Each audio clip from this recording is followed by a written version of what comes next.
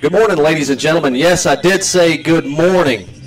We are live here at the Irk Russell Classic at Paulson Stadium at Georgia Southern University, where our Bulloch Academy Gators take on Pinewood of Belleville in the annual Irk Russell Classic. I'm David Beaubien, and today I'm joined by my good friend and color commentator John Mulherin, and Alan Crooms is our spotter up here high in the press box at Paulson Stadium.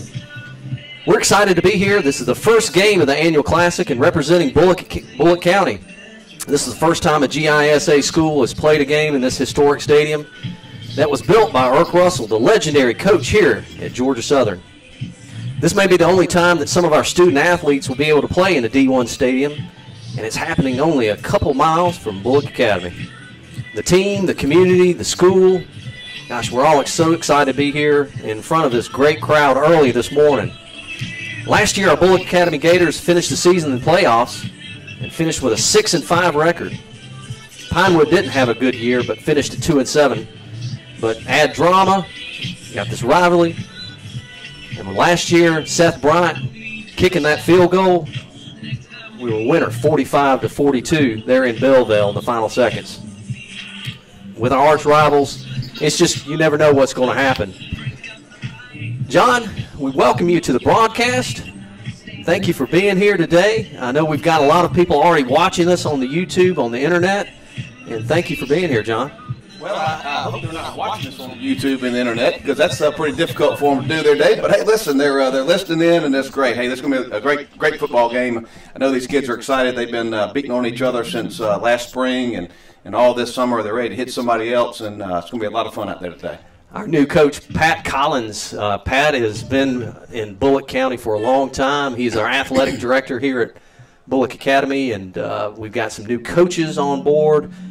We got a new offense, split veer. It's an old football scheme, and had a lot of success. And I was talking to Coach, and he says that just fits our players. Well, you know, what you got to do is figure out, each year in high school you don't have a lot of depth. Although I will say, your Bulloch Academy this year is dressing out, 50-something players. They do have some depth, but, running the offense that fits the personnel that you have always works best. And coaches put that system in, and I think we're going to have a lot of fun here watching it today. We are, John. Well, when we come back, we're going to take a short break here. And when we come back, it'll be our Coach's Corner. We've got an interview with Coach Collins. I got with him earlier before the game. So stick with us for just a few minutes, and we'll be right back. We're going to take a 2-minute break. 2-minute break. You're listening to Bulloch Academy on the YouTube internet broadcast. 2-minute break.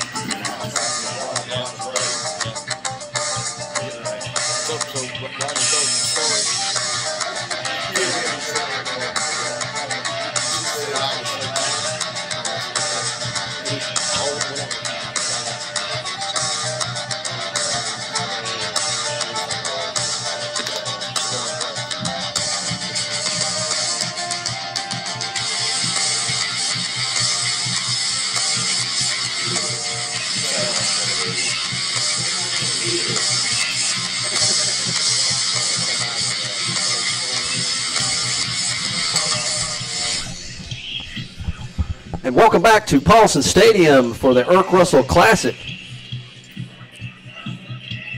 And I caught up with Coach Collins earlier this morning, and let's go to Coach Collins. At Collins, and this is the Coach's Corner right before our first football game at Paulson Stadium. Coach, I know the boys are excited about the opportunity to play this Saturday at 10 a.m. at Paulson Stadium. Tell me how you're feeling, and tell me what the excitement is at the school and with the players. Well, first of all, David, it's an honor to be the head coach at Bulloch Academy and to represent, be a part of this organization, school and team-wise. We've got some really good student athletes on this football team. They're getting it done in the classroom. They're getting it done in their personal lives, and they've been working real hard to become a good football team. You ask about the excitement.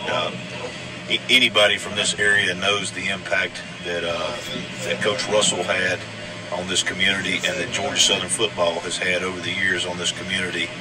And to be able to play in the venue that Coach Russell affectionately called our house is a special moment for not just the boys and girls, the football players and the cheerleaders who are going to be participating today, but it is also special for our coaches and then really all of the families that are involved, because as I think about this, I know that several of our players have got parents and grandparents who when Georgia Southern football was beginning back with Dr. Dale Lick and Coach Wagner, the AD, and Coach Russell, I know that those families really made some significant commitments to seeing Georgia Southern football become successful. And for those families to be able to sit back on a Saturday morning and watch perhaps their grandchildren play in that same venue, it's got to be just a really exciting time for those folks as well. So I see this day as just a tremendous event for the Bulloch Academy family and really for Bulloch County too. So today we're playing Pinewood. What are you expecting? I know we've got a new offense this year. Tell us a little bit about that. Any defensive plays, plans or changes, and a little bit about your opponent, Pinewood. Well, we're fortunate to have Bill Shaver, who's come on as our offensive coordinator, and we've implemented the split back veer, which is, it's an old offense. It's one in which Coach Shaver has had tremendous success. He's been a coordinator or the head coach using those schemes for the past 25 years. And people say, well, why did you depart from where you were to where you are? And the answer really centers around the abilities of our players. I felt like that we had the ability to be a little bit more dynamic, especially in our passing game, than perhaps I've been in the past with places I've been. And to be able to have someone that I fully trust and respect join our staff and help us direct that side of the ball, has been a blessing. I do think that scheme-wise that we're going to be able to fully maximize what our players can do. And if that requires me to make an adjustment from things I've done in the past, then I have no ego about that. I'm just wanting to do what is in the best interest of our kids becoming their personal best. You mentioned Pinewood.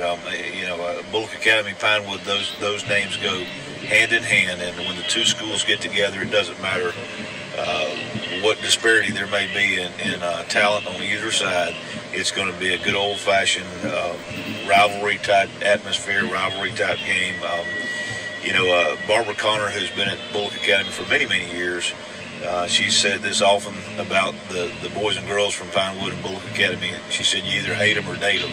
And her point is that because of the proximity of the schools, because they know each other on personal levels, it just builds for a good, solid rivalry type game. And that's what we have, and it's unique that we have that in the opening season. So my last question for today and for today's game, we want to go out there and we want to represent Bulloch Academy and Bulloch County. I know we've sold a lot of tickets already. What are you expecting on the crowd here today? Well, I think it's going to be a playoff type of atmosphere right here in the first week of the season. Actually, it's called Week 0 on the GISA schedule. You said it best when you said that we're representing Bulloch County. In the past, since the Irk Russell Classic began, there's generally been somebody from the area.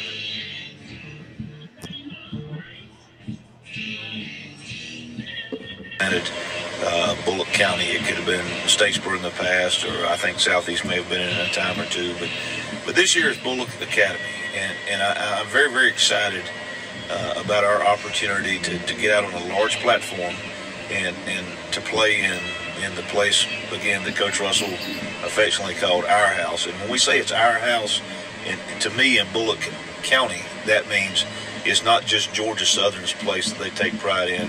It's all of Statesboro. It's all of the county areas that reside in Bulloch County. So, yeah, we're very excited. We're going to do our part to represent the entire county extremely well in what we're doing today. Well, Coach, good luck today, and get after it. We're going to do that. David, as always, thank you for what you're doing with the radio broadcast. It just adds to our total program effort and what we're trying to accomplish. All right, stay tuned for the national anthem and the prayer and the starting lineups. Great to have Coach Collins with us. Thank you, Coach Collins. That was a great interview. Coach Collins is just fired up about the opportunity to be here today and representing Bulloch County. You heard that a couple times, John. Absolutely, and tell me, really good interview with Coach, and the fact that he's doing something different on offense that he's not done before. He trusts his personnel, he trusts his offensive coordinator. Really says a lot about the coach right there. So we're going to go over the rosters real quick and call out some names. I will do Bulloch Academy, and John will do Pinewood. So number 1, Brock Sapp. Number 2, Will Aaron. Number 3, Thomas Childs. Number 4, Matt Childers. Number 5, Ty Mingle. You're going to hear us call his name out a lot today. Number 6, Ford Wiles. 7, Don Aaron. Number 8, Brandon Faircloth. 9, Fisher Oglesby. 10, Spencer Sharp. 11, Emery Jackson. 12, Tyler Willoughby. 13, Carter Snipes. 14, Jonas Creekhouse. 15, Olin Anderson. 16, Harrison Kennedy. 17, Grayson Kennedy. Number 19, Jake Wasden. Number 21, Jake Nelson. 22, Harrison Wren. 23, Adam Massey. 24, Garrison Lee. 25, Joel Shaw. 26, Caleb Futch. Number 27, Blake Benton. 28, Rodney Hill. 29, Wesley Joyce. Number 30, Miller Pope. 33, Payson Sullivan. 34, Case Murphy. 35, Cash Vickery. 36, Chris Howell. Number 40, Jackson Perry. 42, Malone Kaysen. 43, Nate Rice. 50, Riley Joyce. 51, Lanier Colson. 52, Charlie Dobbs. 53, Brandon Hodges. 54, Lyons McKinney. 55, J.D. Collins. 56, Ben Dasher. Dylan Overturf, number 58. 59, Josh Davis. 68, J.P. Therio. 68, Chandler Dick. Number 70, Jesus Gonzalez. 71, Dallin Danello. And 72, Chaz Collins.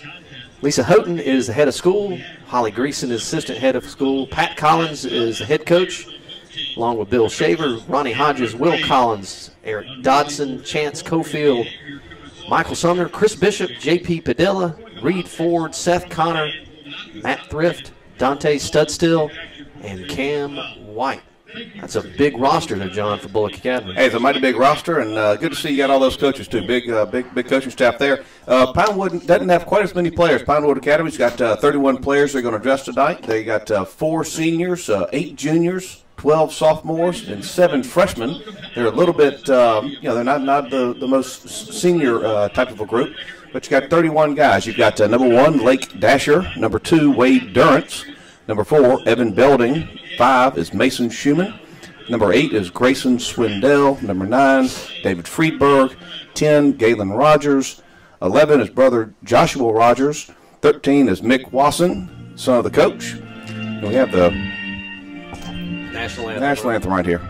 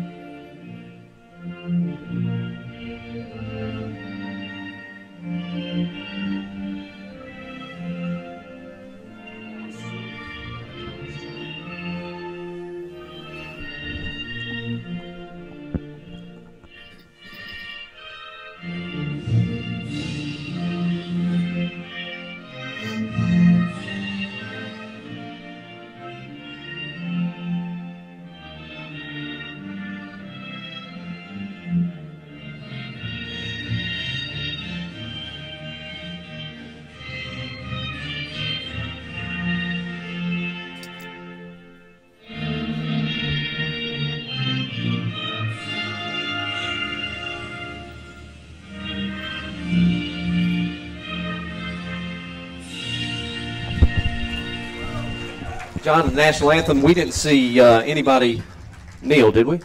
No one kneeled here. That's right. That's right. A little hot there. All right, let's go back here with the players. We're running down the list of players here for the Pinewood Christian Academy Patriots. We started with Chap Schumann, number 14. Number 15 is Parker Deal. Number 16, Walt Durrance. 17 is Hunter Smith. 18, Thomas Rogers. Number 20 is John Marshall Hedrick. Number 22, Jade Bradley. Number 24 is Logan Lewis. 28 is Ronnie Griffin. Lake Schumann is number 32. Keenan Bell is number 35. And then number 40 is Greg Griffin. Gabriel Edwards. 47. 48, Dylan Williams. 52 is Eli Collins. 54 is Forrest Johns. Benjamin Bradley is 55. Getting into the bigger guys here, Dave. You look at it, they got some size on these fellows down here on this with larger numbers. 55, Benjamin Bradley. Number 65, Preston Waters. 67, Jake Strickland. Number 7, Cade Beecher. 73, Corbett McGregor. 74, Aiden Williams. Jonah Rogers, 75, Noah Joel, 77, and Jacob Sykes rolls it out at number 83. Head coaches Keith Wasson. Assistants are Rusty Kennedy, Garrett Blackston, Ridge Farrell, and Nick McLean. Again, 31 dressed, 4 seniors, 8 juniors, 12 sophomores, and 7 freshmen. The captains for today's game, number 7, Don Aaron, number 55, J.D. Collins, number 8, Brandon Faircloth, and number 68, Chandler Dick. We do not have Pinewoods, but once they come out, we will let you know. 2018 Bulloch Academy football notes next Friday. Following the morning's Russell Classic, our Gators will return home to play the Spartans from Edmund Burke. At next week's game, the BAPTA will hold their meet and greet event for all new BA families. Please mark your calendar for this important event. Our softball team improved the record to 1-1 this week with a 13-6 victory over Thomas Jefferson. Please come out and support the girls and Coach Chambers in what should be a very exciting season. For cross country, our Gator cross country team will begin their season early this morning at the Brooklet Peanut Run. Good luck to Coach Dominguez and all the Gator cross country runners. Season tickets, John, very important. Individual season sports tickets are available to you to purchase, and these tickets will gain you admission at reduced rates and save you time from standing in lines at the gate. Please contact Miss Becky Collins in the athletic office for more information. On the Booster Club news, Will Rand's doing an outstanding job with the Booster Club, but please consider joining the Bulloch Academy Athletic Booster Club. Memberships come in various contribution levels, including Gold Gators, Fighting Gators, Grand Gators, and Bull Gators. Each level offers unique features for your decision to join, and the proceeds from the Booster Club go to Boost, the BA Athletic Department, to meet the needs of all Gator athletic programs. That's key there, David. I mean, everybody should really join the Booster Club. You know, support the athletic events, and you're supporting the cheerleaders as well. It's not just football. A lot of folks think you just support the football team, but any contribution you're going to make to the BA Booster Club is going to support year-round sports, and encourage everyone to do that. It's great cause, and help these young men and women have a great experience. August 27th, Parent University will be held so parents and guardians can come to learn about what to expect from your child academically this year. We got some new sponsors this year, John. Baldino's. Baldino's, thank you so much for helping us out. Also, thank you, Uncle Shugs, for providing the pregame breakfast this morning for the Gators. Gator Nation, please stop by Uncle Shugs on Main to show your appreciation for your support for your school and your student athletes. Optum Orthopedics, thank you, Optum, for being our orthopedic provider and also providing our services of our athletic trainer. And, John, we've got some returning sponsors this year. R.J. Pope. Good folks at R.J. Pope, men's and ladies apparel. Always helpful. Downtown in Buckhead Plaza, celebrating over 45 years. Can you believe that? 45 years in business for R.J. Pope. It's a great record. Thanks, Bulloch County, for your support, and we offer quality clothing, shoes, formal wear, and accessories. We have guaranteed fit in our services for free, always free alterations. Because of you, we're able to support our Bulloch Academy Gators athletics. We have new fall arrivals every day, new Georgia Southern, Georgia apparel. Also visit our spring and summer closeout sale, up to 50% off. That's pretty good, and no one looks better on R.J. Pope stuff than you do, David. All the weight you've lost, you're looking slim, trim, fit. Oh, goodness. You could get in there and really go hog wild buying some nice clothes. Also visit the Cobbler's Bench, the ladies' store next door. And then, of course, even better for you. Even better. Our good friends at Anderson's General Store, Mike Anderson, I called him up, and he said, I'm on board. Just put me down. We're ready for that. But go get you a Big Green Egg. Big Green Egg, Yeti, Costa sunglasses, so much more at Highway 80. Go see Mike Anderson and the good folks there at Anderson's General Store. John, we are so close to the ball game. We got 5 minutes and 46 seconds. What do you think about the keys to the game? Well, I think the keys to the game today, obviously, are, there's three things, I think. One, you got to control your excitement. This is the first time these guys have sort of hit anybody in anger, since last fall. So you got to sort of control your excitement. Secondly, obviously, early in the season, you got to avoid your turnovers.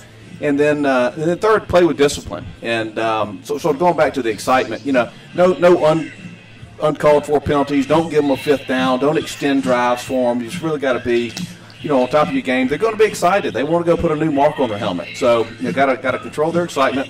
Obviously, avoid turnovers. That's in every game, but right. Especially early in the season, you worry about special teams. You don't get to practice that quite as much.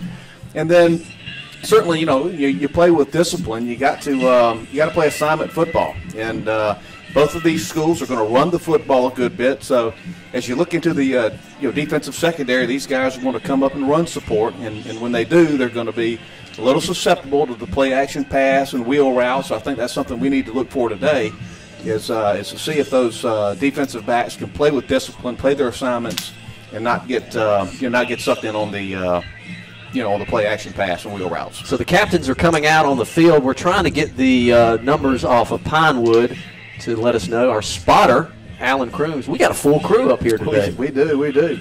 Number 14, Chap Schumann. He's a senior. Number 10, Garland Rogers. He's also a senior.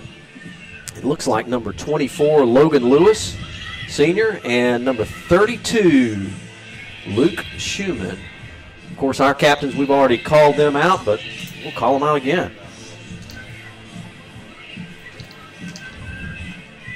And let's see here, getting our paperwork ready. Dave, while you guys are coming out, I want to give a great shout-out today to Arthur Howler. Today is Mr. Arthur's birthday, and we want to wish him a very happy birthday here from the booth.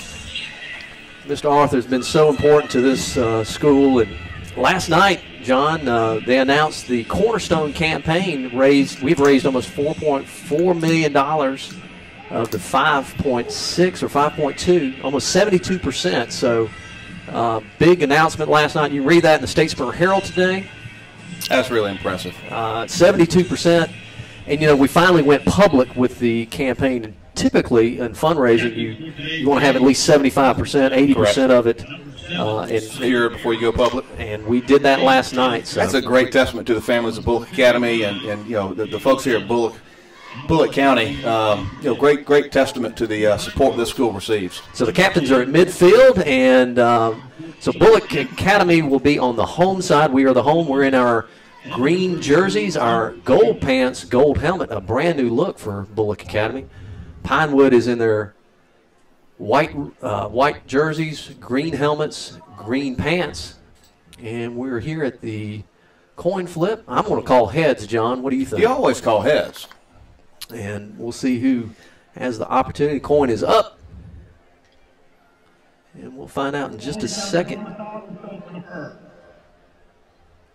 So this is the 7th annual Irk Russell Classic. It's amazing. Really, I tell you, the guys at EFAA, the Eagle Football Alumni Association, really had a great idea, great concept when they did this, when they started it 7 years ago. A lot of fun for the players. So BA won the toss, and we're going to defer. Pinewood will be receiving the ball. We're going to be kicking from your right to your left. And we are so close to that magical time of the year, which is football. John, you'd like to say fall is in the air. It's a little steamy, it's a little muggy, but hey, it's football season. It's fun. John, I remember our days when we were down here at Georgia Southern, and we would reach down and grab the grass and twirl it in our fingers for good luck. Good luck. And Now there's a brand new, and here comes Bulloch Academy through the banner. Look how many players we got, John. That's a great looking crowd right there. There's some size to that group too. There's some good looking cats there. Yeah, you know, we're not going to be able to pull any grass. I'm just glad Bulloch Academy's playing this game at 10 a.m. I'd hate to be here at 4 o'clock this afternoon on this artificial turf. It's going to be pretty steamy in here. But so the other games of the Irk Russell Classic, 6 p.m. tonight, Rayburn County versus Bremen. 9 p.m. Burke versus Benedictine. Big games there. Hey, that's some good football. I encourage everybody that's listening to come on out and support the EFAA and support these high school athletes. This is going to be some good football day on Saturday. So talk about Rayburn County. Kind of interesting. Rob Stockton. Yeah. Georgia Southern great. J-Bo Shaw. Georgia Southern great. And then in Bremen, Coach, they call him Rooster, but he's Coach Russell's grandson. That's right. A lot of connections here to Georgia Southern and Coach Russell at the Irk Russell Classic. So Coach Collins was telling me that when he contacted the EFAA about playing, he said, I promise you could probably take your booster list for Georgia Southern and our booster list and put them together, and there's probably a lot of the same names. But look at this crowd that we've got here. I mean, it's great. Pinewood is across the field. They're in the shade, okay? Yeah. I see a lot of funeral home fans here on the Bulloch Academy side. Looks a little hot down there, but, hey, it's football. So we're going to be kicking from our right to our left. And our kicker today, number 14, Jonas Krieghaus. Jonas is an exchange student from Germany. Sophomore. And hopefully his parents might be able to be listening to this ball game back home. I hope they are. Let's see if Jonas can kick one down there and get us a good kickoff and get it up in there and get some coverage under this Ball's thing. on the 40 and a good kick, good high kick all the way to the 15-yard line. Number 1 takes over and we wrap him up right there. Great coverage. And Pinewood will take over on their own 12-yard line. Hey, Dave, that's a great kick. That ball was up in the air. It wasn't the deepest ball kicks, but the ball was up in the air and allowed the coverage team to get down there and make a stop. So we'll line up in our base 50. We'll be changing a few different. We got a brand new defensive line. Look at those players we got on the line, John. Goodness gracious. You got a little size over there. Nate Rice, you're going to hear us call his name a lot, number 43. Shotgun formation. Motion comes far side. Number 9. Ball snap. Just a quarterback keeper. We wrap him up right there. J.D. Collins on the tackle. Gain of 2 right there. Good little push by the defensive line and wrapped him up nicely. That'll bring up second down and about 8. Got to get used to the scoreboard here. It's different than at Bulloch Academy, obviously. Second down and 7. Ball on the 22-yard line with 11 minutes and 26 seconds. No score here early at the Irk Russell Classic. Shotgun formation, 2 backs to each side. Quarterback makes out his calls, snaps, and quarterback keeper, can he option it off? And he knows he brings it down and gets popped right there. Who was that, AC? 21. That was Jake Nelson, big Jake Nelson on the tackle there. Listen, that's the first slobber knocker of the year right there. he got a mark on his helmet on that one. That's a good lick. Came up, filled the gap, third down. Third down and 2. Ball on the 27-yard line for Pinewood. They walk up to the line. Shotgun formation.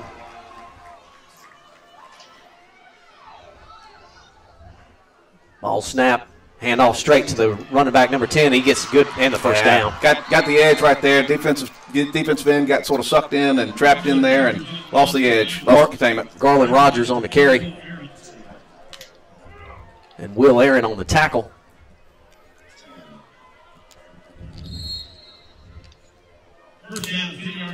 So you can also chat us on the YouTubes. It has to be through the computer side. You can send us a chat message. Don't know if we'll read it just yet, but we can. Shotgun formation for Pinewood. First down and 10. Little screen pass out to 24. He makes one guy miss. Jake Nelson makes a tackle.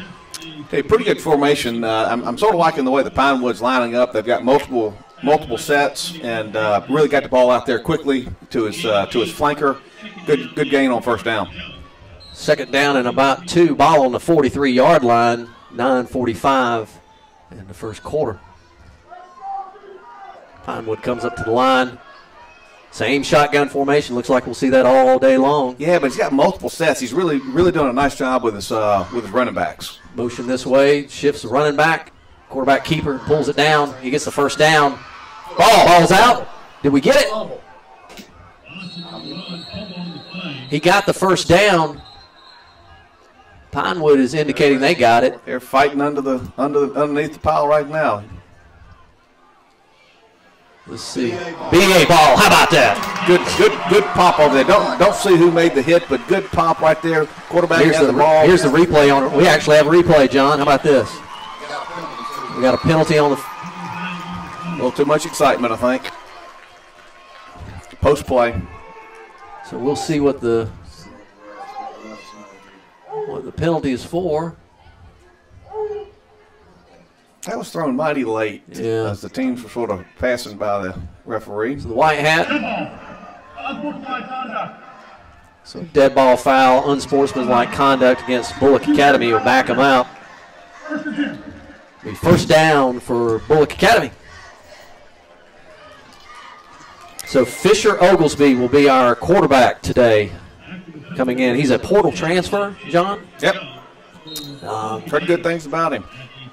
Ty Mingle and Rodney Hill be in the backfield. Expect big things from Ty Mingle. We're in that veer formation under center. Hand it straight off to Mingle. He gets about 4 or 5. And a penalty comes out. Yeah. Chandler Dick. Tell you what, Chandler Dick had blocked his man all the way down the field. He was about 6 or 7 yards down the field, but just a little bit too aggressive and kept going till right after the whistle blew. Personal foul on Chandler. Back us up again. Again, one of the keys to our game today is you got to control your excitement. Again, these guys haven't hit anybody in a different colored jersey all last spring and this fall, and that's 2 plays right there. The unsportsmanlike, and then that play. Just got to control your excitement. So as Barbara Connor always says, with Pinewood, it's either hate them or date them. And being our rival, just right down the road, most of these kids know each other. Yeah, they're going to get after each other all day. We'll be under the center. Oglesby on the center. Screen out to number 4. Great play, wide open. Wide open to Rodney Hill. He gets close to the first down, out of bounds. He might not have gotten the spot, but that's really close. Excuse me, that was Matt Childers on the call, number 4. Great misdirection in the backfield. Came back around. Wasn't quite a wheel route, but threw it backside and wide open. Going back to those aggressive penalties, you don't really mind those. You got to be smart about them, but shows kids are playing hard. First down and 10. They would overcome it. Handoff to 28, Rodney Hill. He's still going. Good gracious, good run there. Got about 4 on it, right, AC? Yeah, good 4.5. Took a couple of really good, strong pops, but kept going. Number 24, Logan Lewis on the tackle for Pinewood. 2nd and 6. Oglesby with the play from Coach Collins. We hustle up to the line. Well, Bulloch Academy's really got some nice size on the line this year. Handoff straight up to number 5, Ty Mingle. He's all the way to the 30-yard line, folks. Great run by Ty Mingle. Just hit the seam and took off. Yeah, had a nice trap block there in the A-gap. Blew right through it. 7 minutes and 50 seconds here in the first quarter. No score. First down and 10, ball on BA's 31-yard line. Good blocking up front. Yeah, a lot of push. We hustle up to the line. Love to see that. 2 running back set. They line up over the guards, John. Well, the middle's wide open. We hand off to Rodney Hill. He's making people less. All the way to the 20, 15, 10, 5. Touchdown.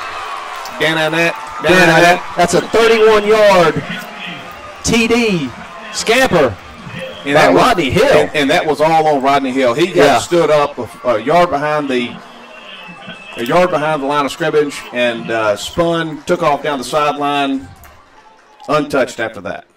Great play by young Rodney Hill. He's going to be something to watch, folks. Jonas Creekhouse is our kicker. Number 15. No, that's Owen Anderson, excuse me. Ball snap, good hold, good kick. And it is up and good. And your score, Bulloch Academy 7, Pinewood 0 with 7 minutes and 19 seconds. We're going to stay right here, John.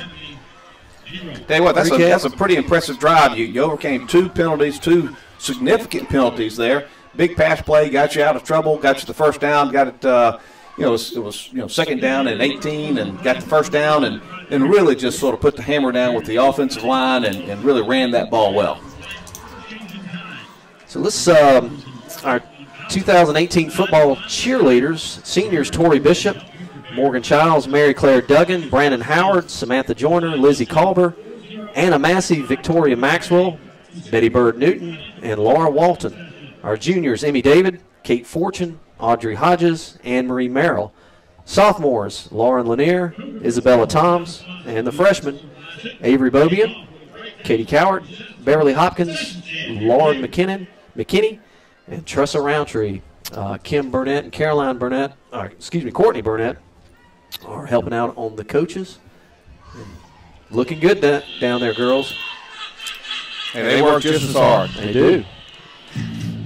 Avery comes home and talking about how she's they've got a weight program for cheerleaders and knows some muscles on her. That's right. Well, listen, the business we need to get into is these cheerleading camps. In these competitions, they load them up, they bring them into the gym. I've already got my 4-year cheer pin. We're going to figure out how we can get a piece of that action. Those things are always packed, and a lot of people come into them. But again, these girls do a very good job, and they do work hard. Jonas Creekhouse on the kick. It's hard to read Pinewood's numbers there. Ball's kicked on the 40, big kick. All the way back to the 4-yard line. He picks it up and he's running. And can we wrap him up right there? We finally hit him up with a big hit at the end on the 19-yard line. Yeah, Brandon Fairclough came in and laid a pretty good lick there at the end. Low kick that time, didn't have the hang time, but it was such a good hard kick that he bobbled it a little bit and allowed the defensive coverage team to get down and cover it a little bit. So Pinewood will take over on their own 20-yard line. First down and 10, 7 minutes and 8 seconds in the first quarter. Going quick. Another formation here, Dave. He's got trips to the left. Trips to the left. Got a slot to his right. Guy comes in motion this way. Quarterback rolls out, looking at the throw. He's got somebody down, but just overthrows him. Forward Wiles in the coverage for Bulloch Academy. Good coverage back there. A little overthrow, but good coverage. He was disciplined. He didn't bite on the fake and was in position to make the play. Last night, Frederica played Charlton County. Charlton County was defending champions for GHSA, Frederica, in the independent, same region we're in. Final score was 28-21. Charlton County won, but we'll talk about that in just a minute. It's kind of crazy how it. So we got a penalty on the field here. Looks like maybe too much time. Delay game. So last night on Charlton County, they kicked off to Frederica. Frederica ran it back. Frederica kicked off to Charlton County. They ran it back. Charlton kicked off to Frederica. They ran it back. In 45 seconds. 14-7. 21 points. Unreal. 21 points was scored in 45 seconds. Early in the season, special teams can kill you. Ball snap. Give off number 2. That's a block in the back right there. Great coverage. Ball down. Wade Durrance on the handoff. Lyons McKinney on the hit. The ball, did it come out? It came out a little bit late. I think he was down the little crackback block there in the back that the official missed. That would have pushed him back a little bit. But, hey, still, third down and long 10. Kind of outlawed the crackback block. He missed that one pretty good. Yeah. Trips this way for Pinewood. Shotgun formation. Tight coverage here.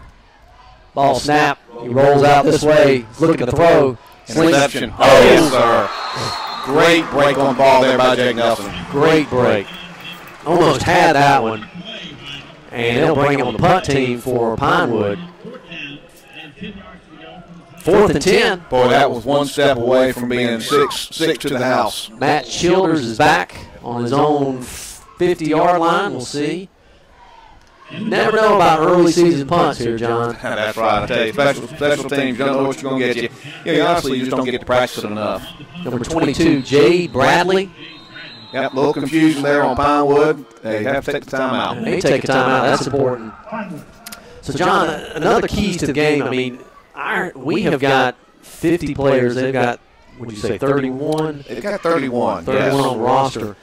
You know, if this game is close and in the second quarter, or second half, excuse me, you know, with our depth, if we're not playing Ironman football back and forth, and they are, I like our chances. Well, you really do, and really the difference, even with the numbers difference, you've got, right now, Bulloch Academy's got 11 seniors and 8 juniors versus, Pinewood's got 4 seniors and 8 juniors. So, again, their roster is heavily weighted down to the lower classes, and you got guys that have been in the weight room for 4 years, 3 years, bigger, stronger, possibly faster.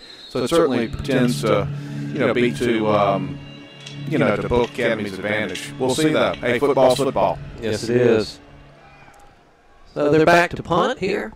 6 minutes and 11 seconds. Bulloch Academy leading 7-0. Got 10 guys on the line here. See if we go for the block or the return. Got the return set up. Not a very good punt. Stays away from it. Pinewood downs it at right at the 41-yard line. Yep. That's where we will take over on our own 41-yard line. David, we call that a Sean Burke punt. Not all that pretty, but it got the job done. Got the job done. Those of you who don't know Sean Burke, affectionately known as Lamont Sanford, good friend of ours from Augusta, Georgia. Ain't all that pretty, but somehow he gets the job done. Somehow he gets it done. What was the score of the Aquinas game last night? Aquinas won, beat Laney. Last I checked, it was 34-0. Wow. Aquinas looks pretty good up there. It's a lot of football this weekend for high school. That looks like an equipment malfunction there. Tom Mangle coming off the field. Like he's got something there. They're working on it. Shoulder pad. We're going to need a running back. Jake Nelson comes in. Runs in there, yep. So we get going here. Can't play without your shoulder pads. Like the pad at the top of his helmet or his something. Anyway, Jake Nelson's in for Ty. Oglesby comes under center. Hand straight off to Jake Nelson up to the 50. And he's got a first down already. Good hard running right there, Dave. Again, capitalized on that A-gap. The center and the center of the guard are really doing a nice job up there. Got Chandler Dick and Lyons McKinney really opened up nice holes.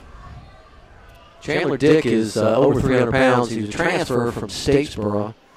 We also have a Dylan Overturf. He's a junior, also over 300 pounds. Good-looking kids. We hustle up to the line.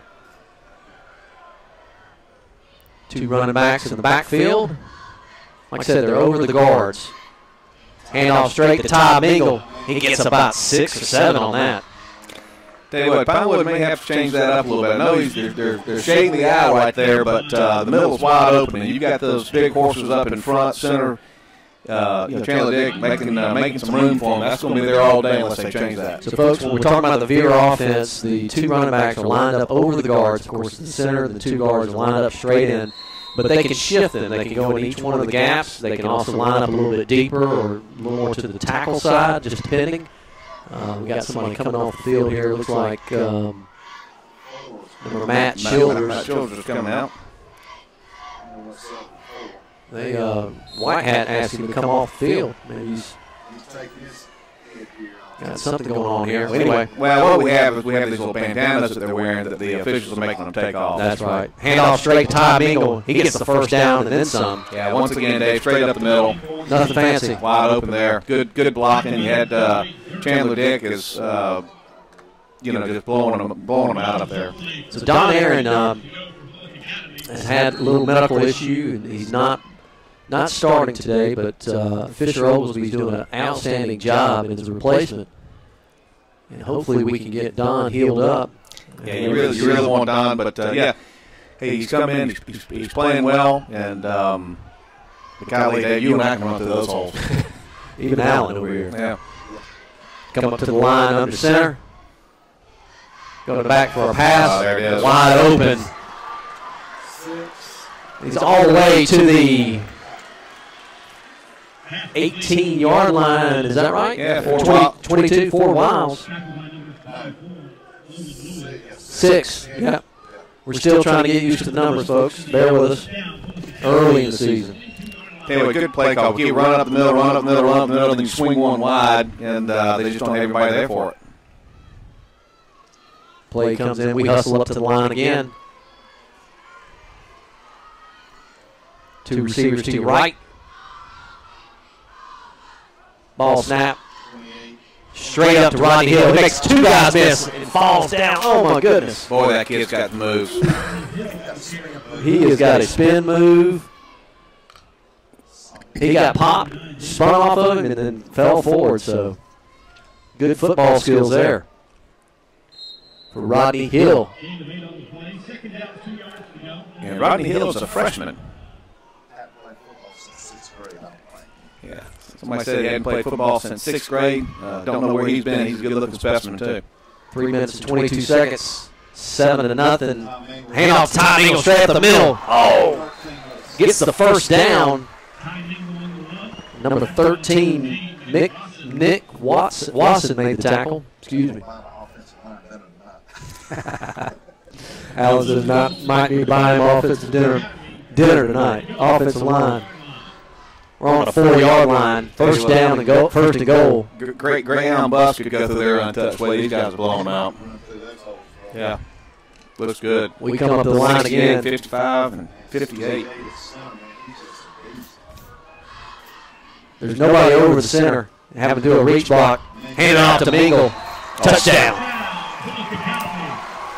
On a 4-yard scamper, Ty Mingle scores with 2 minutes and 49 seconds. Brings your score 13-0, Bulloch Academy. Once again, power football straight up the middle. Looks like we're going to go for 2 here, Dave. Well, Olin Anderson has come in to kick. Yeah, there you go. My bad. Come up to the line here. We need a good snap, good hold, and a good kick. And we got all 3. There you go. Good looking drive right there. Good football. 14-0 with 2 minutes and 49 seconds. Bulloch Academy leading. How about that? I mean, we were expecting a closer. It's still early now, but we have really just the offensive line has just blown off their defensive line. Well, and as you mentioned earlier about the the size of the schools, and they've got a smaller roster than Bulloch Academy. You've got Dylan Overturf, John Daniel Collins, and Chandler Dick just really wearing out that right side over there, and with Pinewood Academy, really lined up over the guards. It's going to be very difficult for them to stop that. They're going to have to put somebody else in the box. They're going to make an adjustment, which I'm sure Coach Watson will do, and then we'll just see if we can respond to it. Next Friday, following the morning's Irk Russell Classic, our Gators will return home to play the Spartans from Edmund Burke. At next week's game, the BAPTA will hold their meet and greet event for all new BA families. Please mark your calendar for this event. Softball, they improved our record to 1-1 this week with a 13-6 victory over Thomas Jefferson.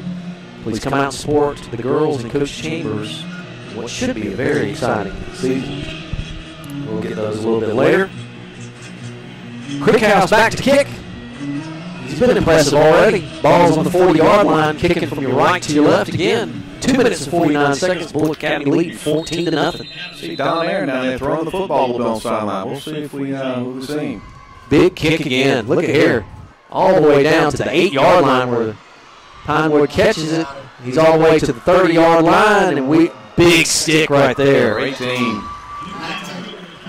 Jake Wasden with a big stick. Good form tackle there. Good kick, good strong kick, a little bit low. He fielded it correctly this time, and that gave him a chance to get out to the 30-yard line. So Pinewood will take over on their own 30-yard line. Be first down and 10. Yeah, it looks a little warm down there, John. A lot of funeral home fans, like you said. A lot of funeral home fans. They shift the motion this way. Got trips right. He comes back. Hands off to 24. He gets about 5 or 6. Pretty good play right there. Logan Lewis on the carry. Jake Nelson made the stick there. Second 5 with 2 minutes and 22 seconds in the first quarter. Bulloch Academy leading 14-0. You know what I'm thankful for, John? I'm thankful for those little fans, those Mist fans down there. I wish we had one up here in the booth. Well, we do have air conditioning. Of course, we got the windows open. They're all bunched up right here. Handoff to number 10. He bounces outside and gets the first down. Yeah, they've had a little success over there. They're getting the edge and being able to get out there and get a few yards on that play. 4 Wiles on the tackle. First down for Pinewood. Peyton Sullivan comes into the game, sophomore.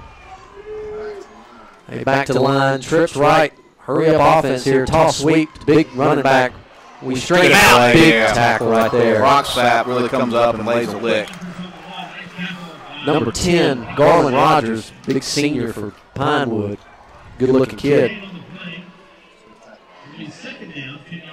Ball's on the 42-yard line of Pinewood. Hey, that's how they're sort of bunched up over here on the right-hand side. Quick toss sweep. Cornerback comes up. Rocksap hits him in his knees where he needs to. Didn't want to take that big boy one up top. Trips right. No gain. Second down and 10. Shotgun formation. False start there. Start. Yes, sir. Yeah.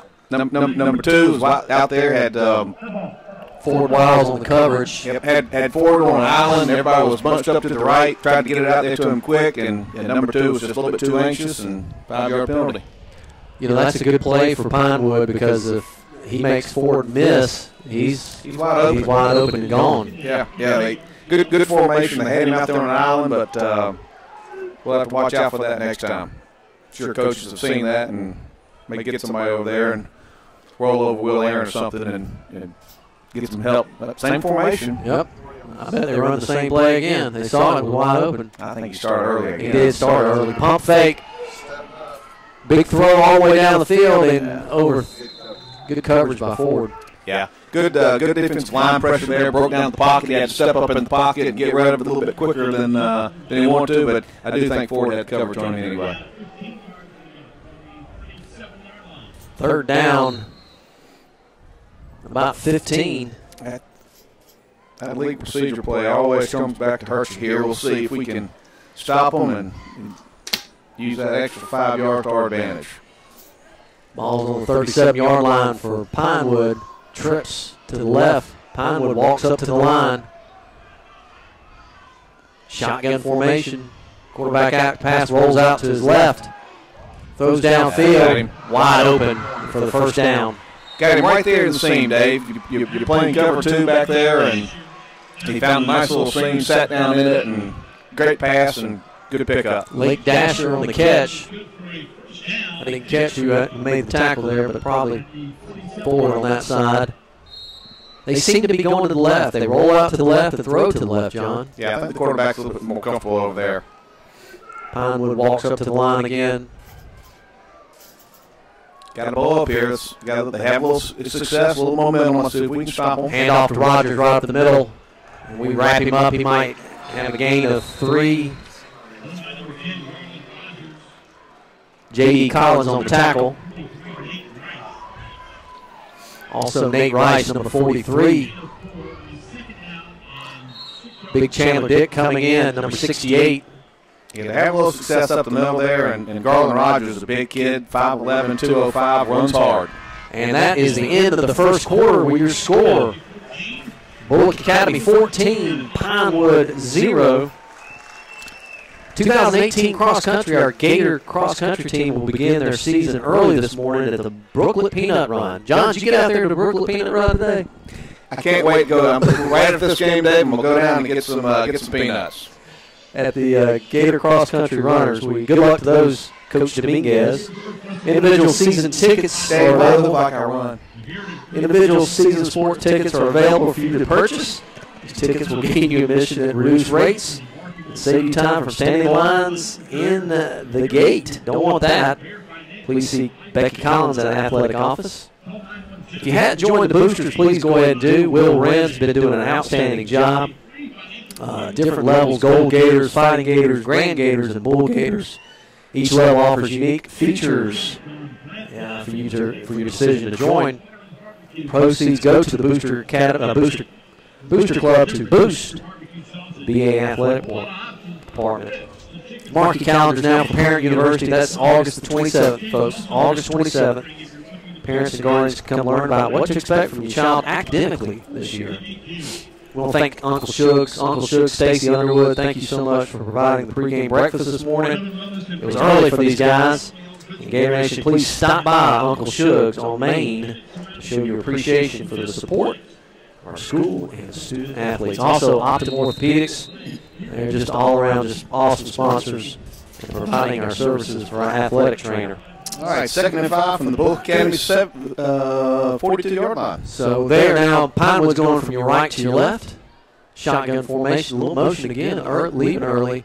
Ball's flipped out and incomplete.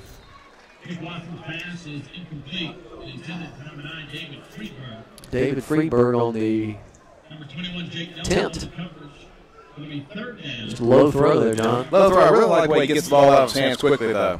That play has been there, and just a little low that time.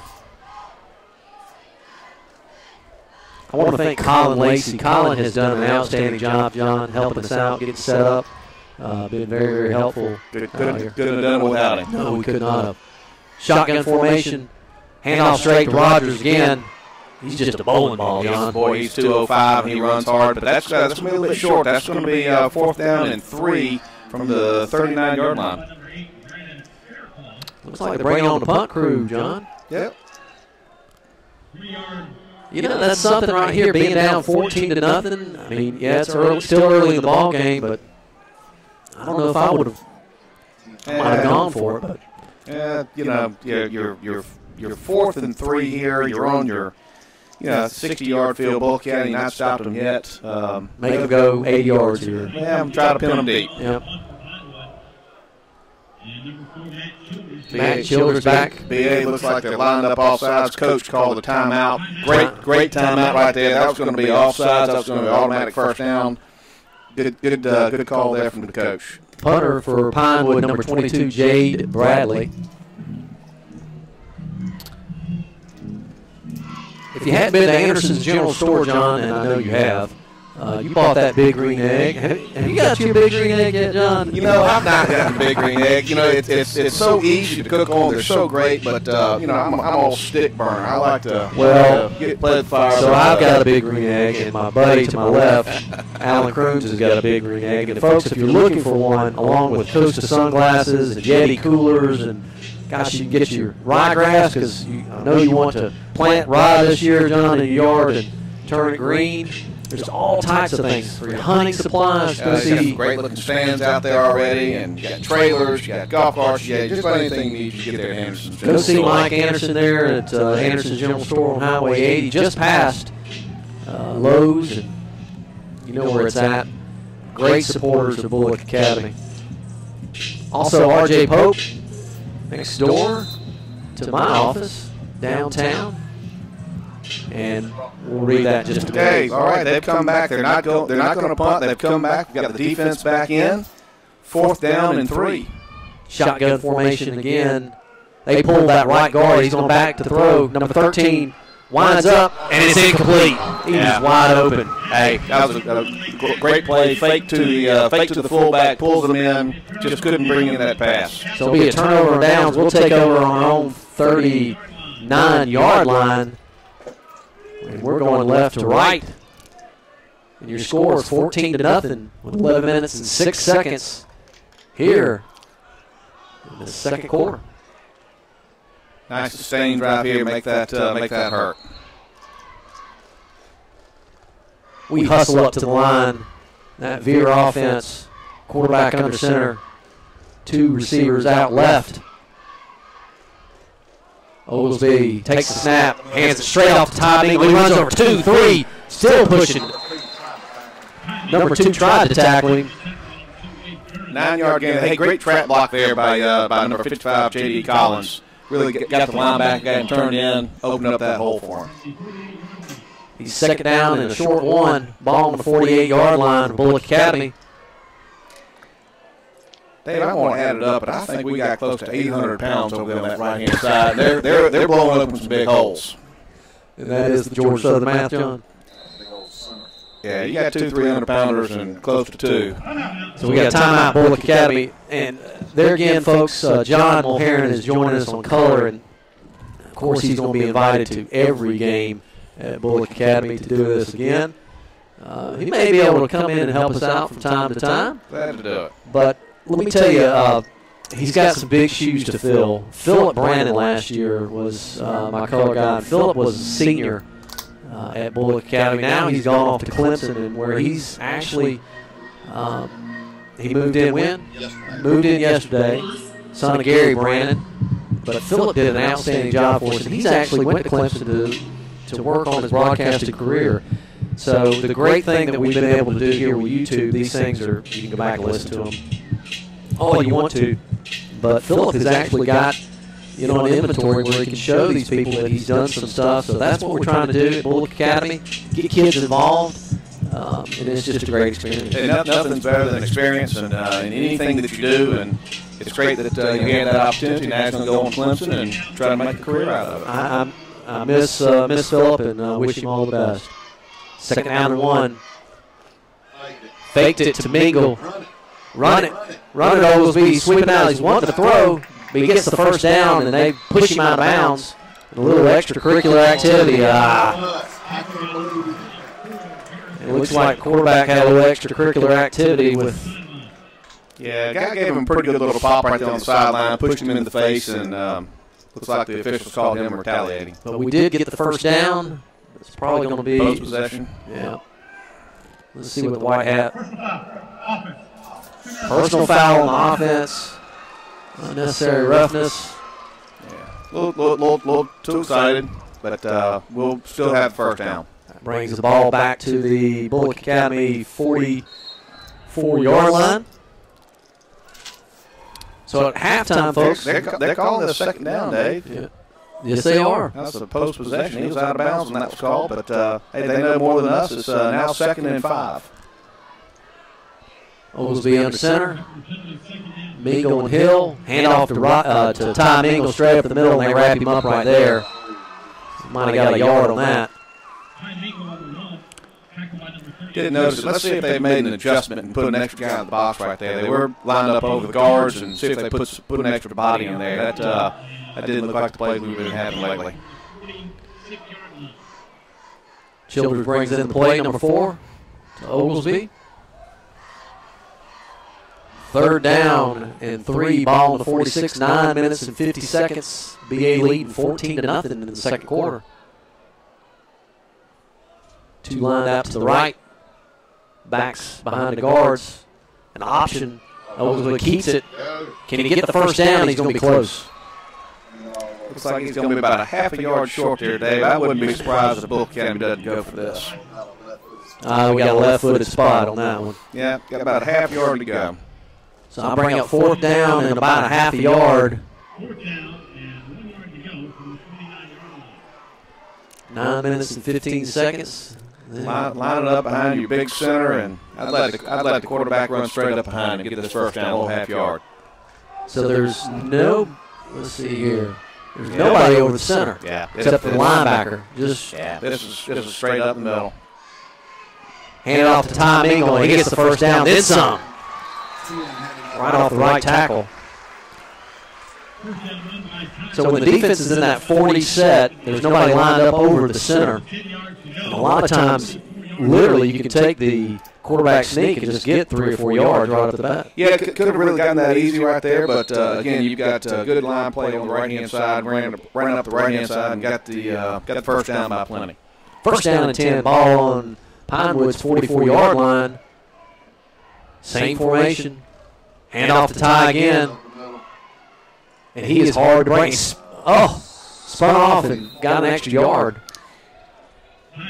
Yeah, really sort of missed an opportunity. If he was sort of busted that off to the right, again, J.D. Collins had gone in there and sort of sealed the linebacker. He got sort of tied up into the middle. If he was able to get maybe a half a yard over there to the right, that would have been a big play. Right now it's 2nd and 8. Ball's on the 41-yard line of Bulloch Academy. Good crowd here for Pinewood and Bulloch Academy. Pinewood fans found the shade up there. That's where I would be. Trips to your left. They're spreading them out. Toss out to Childers, number 4. Good play. He gets the first down. Just a little pop pass out, John. Yeah, and what Coach is noticing here is right there they had Luke Schumann, the middle linebacker, snuck up there in the middle, got up over the center a little bit, turn that play around, throw it out to the outside, keep them guessing. First down and 10, ball on the 33-yard line. Second quarter, 7 minutes, 47 seconds. Bulloch Academy leading 14-0 here at the Irk Russell Classic. First game today. There'll be 3 big games today. Is that right, Colin? Colin will be here all day. Technical support. Yeah, busted play. They wrapped him up right there. Lawson. Big number 52, Eli Collins, got in the middle and just sort of beat us off the snap right there. And looks like they're firing the linebacker straight down. Yep. 2nd and 11. Loss of a yard there. They bring in the play from the sidelines. Coach Schaefer, Coach Collins. We still hustling up to the line, John. Now we got a single set. 28 is in the slot. Back to pass. He's all the way back to the 50, drops back, gives it off to Childers, dumps it off all the way to the 45, 30, 25, all the way down to almost the 24-yard line. Pretty athletic play there, Dave. He made a lot out of nothing there. Could have got trapped in the backfield, spun around, found his receiver, got rid of the ball, little outlet, got down there, got now it's down 3rd and 1. What Pinewood's done, Pinewood's made an adjustment. They've been getting blown off the ball the first 2 drives of Bulloch Academy. Coach is smart over there. He's adjusting. He's got the linebackers sort of crowding up on the line now. We'll see if Bulloch Academy still making yards, but it's a lot harder yards this drive. And let's see if we can make the same adjustment back to them. 3rd and 1. Ball hand off to Mingle again, and first down. He's got the first down. Maybe 2 on that. Yeah, you really start to see the Pinewood Academy linemen do some stunts. They're sort of shooting inside, things of that nature, trying to make up fill those gaps, and it's will work for them. So, but first down for Bulloch Academy. They figured out that they can't man with them. They can't play the base defense, so they're having to do some shoots and stunts and so forth, trying to get them off. And scrimmage last week, I was watching Big Chandler Dick, and he was just running people over, and has been doing that again. First down and 10. Hand off to Mingle again. Got some running room all the way down to about the 12-yard line. Took that play a little bit outside, took it over the B gap that time, and got great yardage. Knocked the back judge down there in the process. He's up, he's okay. He's a tough fella, and Got second down and 1 here from, it looks like about the 13, 14-yard line. 5 minutes and 40 seconds left. BA leading 14-0. Appreciate everybody listening to us on the YouTube Bulloch Academy broadcast. Jake Nelson in the backfield. Oglesby under center. Gets the snap, hands it off to Jake. He gets through the first line of defense all the way down to about the 4-yard line. 6-yard line, excuse me. And that'll be a first down. That'll be first and goal. Jake just sort of snuck under the tackle right there to pick up some good yardage. Sort of ducked his head, got his shoulder low, and got in there and got some great yardage. First and goal. Son of Todd and Kathy Nelson. Senior this year, also a wrestler. Won the state a few times there in wrestling. Yep. Tough kid. Oglesby under center. And he optioned to, but kept it and got probably 2 yards on that. Yeah, pretty good defensive play there by number 10 from Pinewood. He held the edge and sort of slammed down Garland Rogers, their big fullback, outside linebacker. Oglesby sort of sneaks inside and right at the 4-yard line. 4 minutes and 35 seconds left for halftime. We hustle up to the line again, going towards the Ted Smith Football Center. I'd do something different here, Dave. I'd go to the left-hand side. We've been wearing out the right-hand side. Let's see if we can't go get something on the left. And we got a timeout for Bulloch Academy. That's all our timeouts. Hey, folks, at halftime we've got Tim Durden. Tim Durden will be joining us up here in the box. Tell us about the Irk Russell Classic, what's been going on here, how many years they've been doing it. Just an outstanding job. You know, John, the Corky Kell is that big game up there in Atlanta. Mercedes-Benz, yep, been doing that for many years. Many years, and this is the 7th year that we've been doing this, and it has grown and grown and grown and will continue. It's just a wonderful opportunity for these student athletes to be playing at Paulson Stadium, and I look forward to talking to Tim and visiting with him. Yeah, and again, you have teams come in here, play in a Division I stadium, playing in our house. It's, great looking venue. Get in here, play on this AstroTurf, and get the season started. And, listen, we got teams coming from all over. Got the guys coming in from up north Georgia. We got Rayburn County, Bremen County coming in here. We got Burke coming up a little bit up the road, and Benedictine coming in. So, good opportunity to get some guys downtown. Hopefully these folks will spend the night, spend a little money in Statesboro, and keep the economy rolling. But again, good football, and it's always great when you can have this kind of venue. And listen, for a football fan, if you like high school football, you can come here at 10 o'clock in the morning, and leave at 10 o'clock, 12 o'clock at night, and see a lot of great football. Oglesby under center, hands it off, Tom Engel, touchdown. He walked right in. Yeah, nice little hold down the right-hand side again. With 4 minutes and 12 seconds left in the second quarter, Tom Engel on a 4-yard touchdown. I'm not even going to call it a scamper, just almost kind of walked in. Yeah. And your score 20-0 right now. Bulloch Academy leading. Olin Anderson back for a point after attempt. We need a good snap, a good hold, and a good kick. And we got all three. And it is good. With 4 minutes and 12 seconds left, Bulloch Academy lead 21-0, John. Good drive there. Again, Pinewood Christian Academy, they went for the, they lined up for the punt and called a timeout. Well, actually, Bulloch Academy called a timeout. Coach saw we were offsides, and good timeout. But that gave Pinewood the opportunity to come back and try to run the football. We stopped them and marched it down about 60 yards, and it's now 21-0. R.J. Pope Traditional Men's and Ladies Apparel downtown in Buckhead Plaza, celebrating our 45 years in business. Thanks, Bulloch County, for your support. We offer quality clothing, shoes, formal wear, and accessories. John, I got these glasses. Now, these click glasses? Yeah. It's hit me. You know what I've had to do? I got to wear glasses now. And I went next door to R.J. Pope, and guess what? I got a bunch of these. You got some readers. We got guaranteed fit on all our services and always free alterations. And because of you, we're able to support our BA Gator athletics.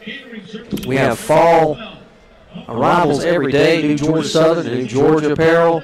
Also visit our spring and summer closeout sale, up to 50%. If you mention this ad, folks, on their closeout sale, Mark and Ronnie and those guys will give you 50% off. Please visit the College Bench, also next door, the ladies' wear. Get the folks at R.J. Pope. All right, Dave, you got 4 minutes and 12 seconds. If you're Bulloch Academy here, you're going to kick off, you're going to play some good defense, and possibly get the ball back, possibly try to go in and get at least 3 more points. If anything else, you really just want to stop Pinewood here, go in with a 21-0 lead, and get some hydration. One of the things that's going to be key for both of these teams, particularly our big boys, is to stay well hydrated. It's hot down there, and it's going to start wearing on both teams. Creek House back to kick. I've been impressed by him. He winds up on the 40-yard line, big low kick, bounces. Hard to handle. He fields it on the 5-yard line, gets some coverage, and tackled by Jake Wasden. Pretty good run back after he bobbled the reception at the catch there, and really looked like he had an opportunity to sort of cut that back up to the right and get some yards, but Wasden sort of laid a lick on him before he could get there. About a 15-yard return. Ball's going to be on the Pinewood's 25-yard line. And, John, have you noticed how we hustle up to the line each and every time, if it's offense or defense? Yeah, that's just good coaching. You can see it in the way the guys hustle to the line. You can also see it on the sideline. Guys are engaged. Guys are right there. That's good coaching, good staff. Trips right, shotgun formation, hand off to that big running back, all the way up to about the 30-yard line. Rogers. He had a pretty good little hole there on the left-hand side. He just lumbered himself up for 5 quick yards. So Pinewood's got this offense, as a lot of teams have gone to, the shotgun formation, the read option kind of thing. Bulloch Academy's in this old veer offense, old school versus new school. But at the end of the day, it all comes up to the men in the offensive and defensive line. That's right. You got to fit your personnel, and looks like it's really working well for Bulloch Academy right now. Trips right, shotgun formation again, same set, second down and 5. Hand off big Rogers again, we wrap him up. Stuffed him over there, no gain. Get Allen, tell us who it was. Looks like the entire defensive line was in on that play there, Dave. Yep. Our spotter, Alan Crooms, has been helping us out, and hopefully all season long he'll be with us. Can't really acknowledge that comment, but otherwise it'll just be me. Listen, I'm glad he's got those binoculars. He's got readers like the rest of us, but I think those binoculars are a little bit better than the readers. He sees pretty good for us. Shotgun formation, counterplay, handoff. He had him right there. Yep. His helmet goes off, so number 55's helmet goes off for Pinewood. That's Bradley. He'll have to go out. That's going to bring up close to the first down pole. We thought we had him right there. Chris Howell just sort of missed him a little bit. Got that extra 2 yards or so. It's 4th and 1. Boy, it's a tough one to go for here, Dave, right there on your own 34-yard line. Looks like they're going to do it, though. Yep. We do not have any timeouts left. They have 2. They're taking a lot of time to get this play in, too. I think they're going to probably have to use one here, I think. Yeah. And waiting for the signal here for a timeout. It's got to be 2 minutes, 15, 14, 13. He may just be taking as much time off the clock as he can here. And there's the timeout, yep. 2 minutes, 10 seconds. Bulloch County lead 21-0. Ball is on the Pinewood 35-yard line. Folks, if you're listening to us on the computer, make sure you can live chat us.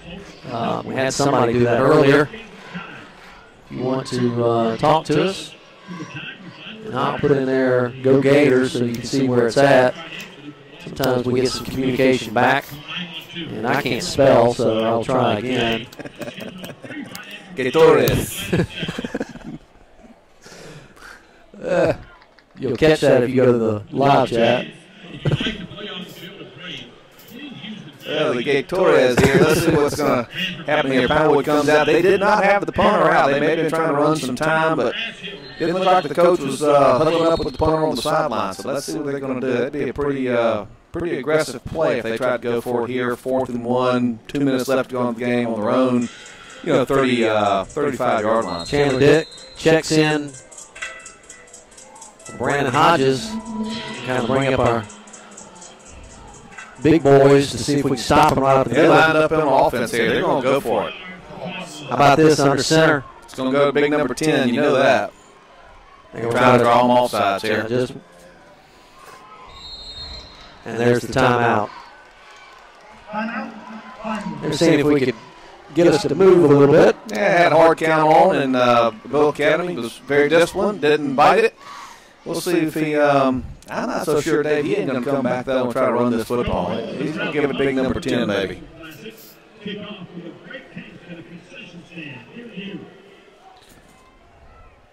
Be nice to go to the concession stand right now, John. They've got them open. They've got hamburgers, hot dogs. Saw Jeff Yon down there. Yeah, Jeff does a great job. What a good guy. And I asked him if he was ready for everything. He said, I'm as ready as I'm going to be. This is a good test run for Georgia Southern. Yeah, Georgia Southern starts their season here, September 1st with, I think Savannah State's going to come in here, and it'll be a big crowd. Folks excited to see the Eagles. South Carolina State. Oh, South Carolina State, sorry. And, but, excited to have football, so it is a good test run for the concessions guys here at Georgia Southern. Concessions, you think about the technology, make sure the speakers work, the music work, just the whole thing. All right, Pinewood's going to come out here trying to go for this, fourth and a half a yard here, and let's see if big number 10 gets, see if we can't stop them up the middle. Got Chandler Dick up there playing over the center. 4th down and 1, and we bunch everybody up here, and a toss sweep out. Can we get out there and make a tackle? And we wrap him up. It's going to be close. Jake Wasden went out there, really defended that well. He got the first down, but good play. Had us sucked in. We had everybody bunched up tight. Quick toss sweep. Good play by Pinewood. Yeah, good play, but good defense. So he, he only made it by a couple of yards, but well-designed play. I was looking on the Twitter feed, and Rob Stockton and J-Bo Shaw, pretty interested in what they're doing on their helmets for Rayburn County. On one side is their numbers, on the other side it's IRK. Oh, that's great. Isn't that classic? That's great. Let me get a picture of that. So if you don't have anything to do in Statesboro, come back at 6 p.m. tonight, Rayburn County versus Bremen. And the ending game, 9 p.m., Burke County versus Benedictine. That'll be a big one. Yeah, two good ball games. Got a good ball game here, and going to have 2 more tonight. Shotgun formation. First down and 10, 2 minutes and 5 seconds. And quarterback pulls it down. And we wrap him up. He's got a gain of maybe 2. Yeah, Jake Nelson over there on the stop, comes up, fills the gap, only gain of 2 yards. Good play. And Jake's daddy's down there, Todd pacing. Look at him, John. Yeah. Todd's pacing back and forth. Great supporter of Bulloch Academy. His wife, Kathy, teaches it here at the school as well. All right, got a minute 30 left to go in the game. They're still running the football. See if they don't try to throw it right here. I'd be looking out for the pass. Trips to your right, and just as you dial it up, John winds up and throws downfield. Interception. Almost interception by Will Aaron. Had it. Good coverage, playing cover 3 right there, and just had his eyes on football the entire time, trying to throw it deep, and a good break up. Now it's 3rd and 8. 3rd down and 8 for Pinewood. 1 minute, 17 seconds. We're leading 21-0, second quarter. It will be important for these kids to get in some hydration. It is hot outside. It's hot on that field in AstroTurf. It's a different environment when you have AstroTurf versus grass, John. It's baking down there. Hand off 10 again. Boy, he's just a bull. He gets all the way up to about the Pinewood 46-yard line. Close to the first down there. That's another 4th down and 1 yard there, 4th and half a yard. But down to 1 minute of the game. For folks who have played on grass before, it's a little forgiving, but this new AstroTurf is, they say it's similar. It's got, the longevity, won't have to replace it so much. I just wonder if Coach Russell would still call it the prettiest little stadium in America. I think he'd have, Coach Russell seems to be, he want to get a little grass stain on his jersey. 4th and 1 here. Track play, hand off to 10. He's got the first down and then some. I tell you what, number 10's a good little play. He's a sort of a bull in a china shop kind of a kid, tough little player, plays well on defense. Downhill runner. Nice looking play there. First down, ball's on the 48-yard line. Bulloch Academy 48, but you only have 30 seconds left to go. Shotgun formation again, trying to get the ball placed here. Everybody set. They're trying to hurry up.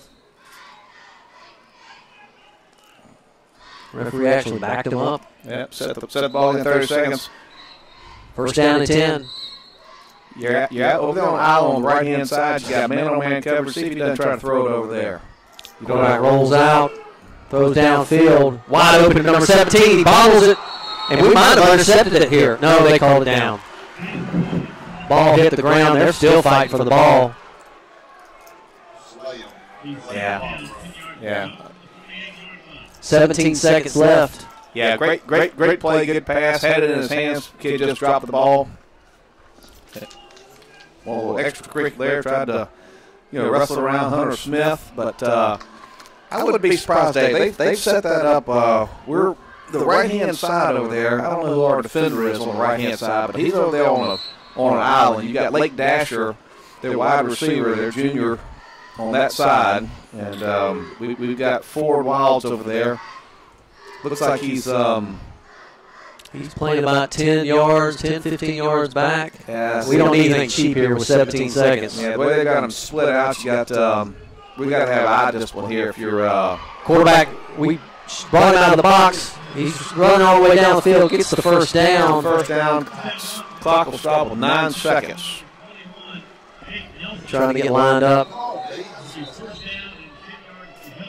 Ball will be placed on the 38-yard line, 37-yard line of Bulloch Academy.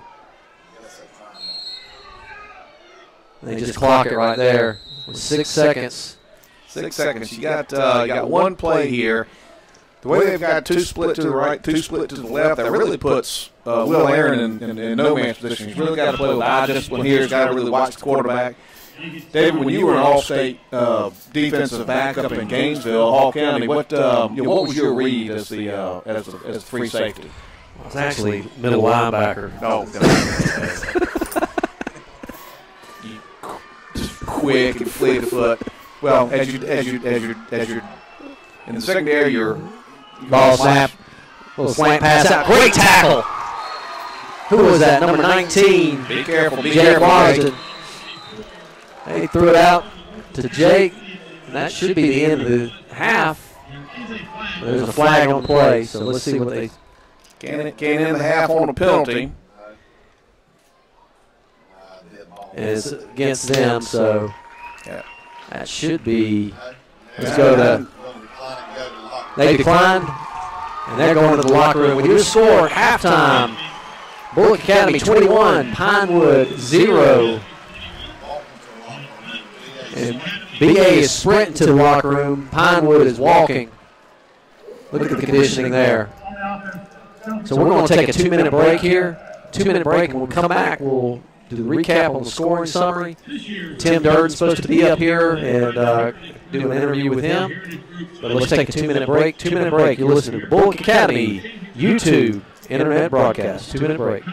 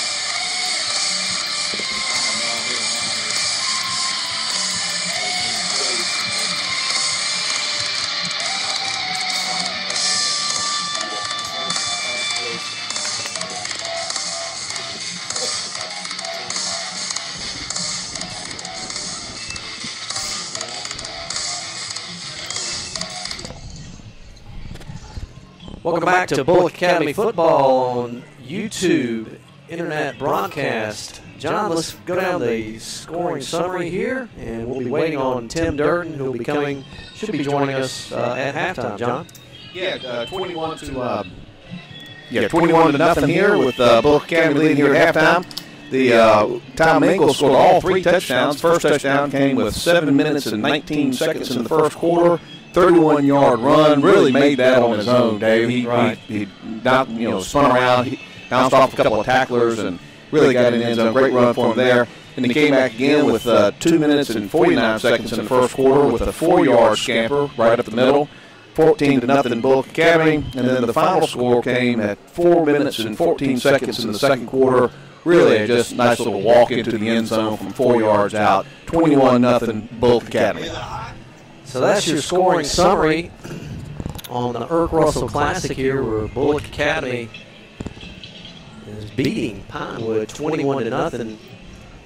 So we'll have a 20-minute halftime, and the cheerleaders are down on the field with all the cheerleaders, the pom-pom girls and the little ones and the big ones, getting their pictures taken at this historic field here at Paulson Stadium. You know, just a wonderful opportunity for these kids to experience this. Because, like I said, 99% of these kids probably will never play in a D1 school, but that's right. Got an opportunity here today.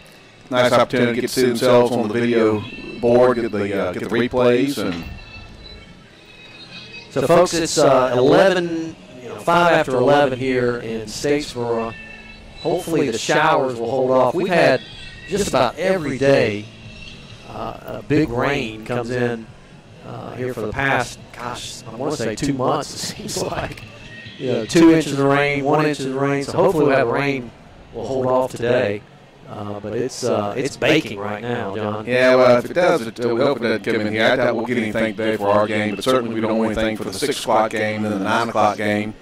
But we'll see. It's pretty warm outside right now. It's at halftime here, you've seen the stands pretty much empty. Frankly, they've gone up on concourses, got to a little bit of shade, hopefully get a little bit of water. Not only do you worry about the football players, but a lot of times these early season games, David, you really got to worry about your fans because they're down there baking into this concrete as well.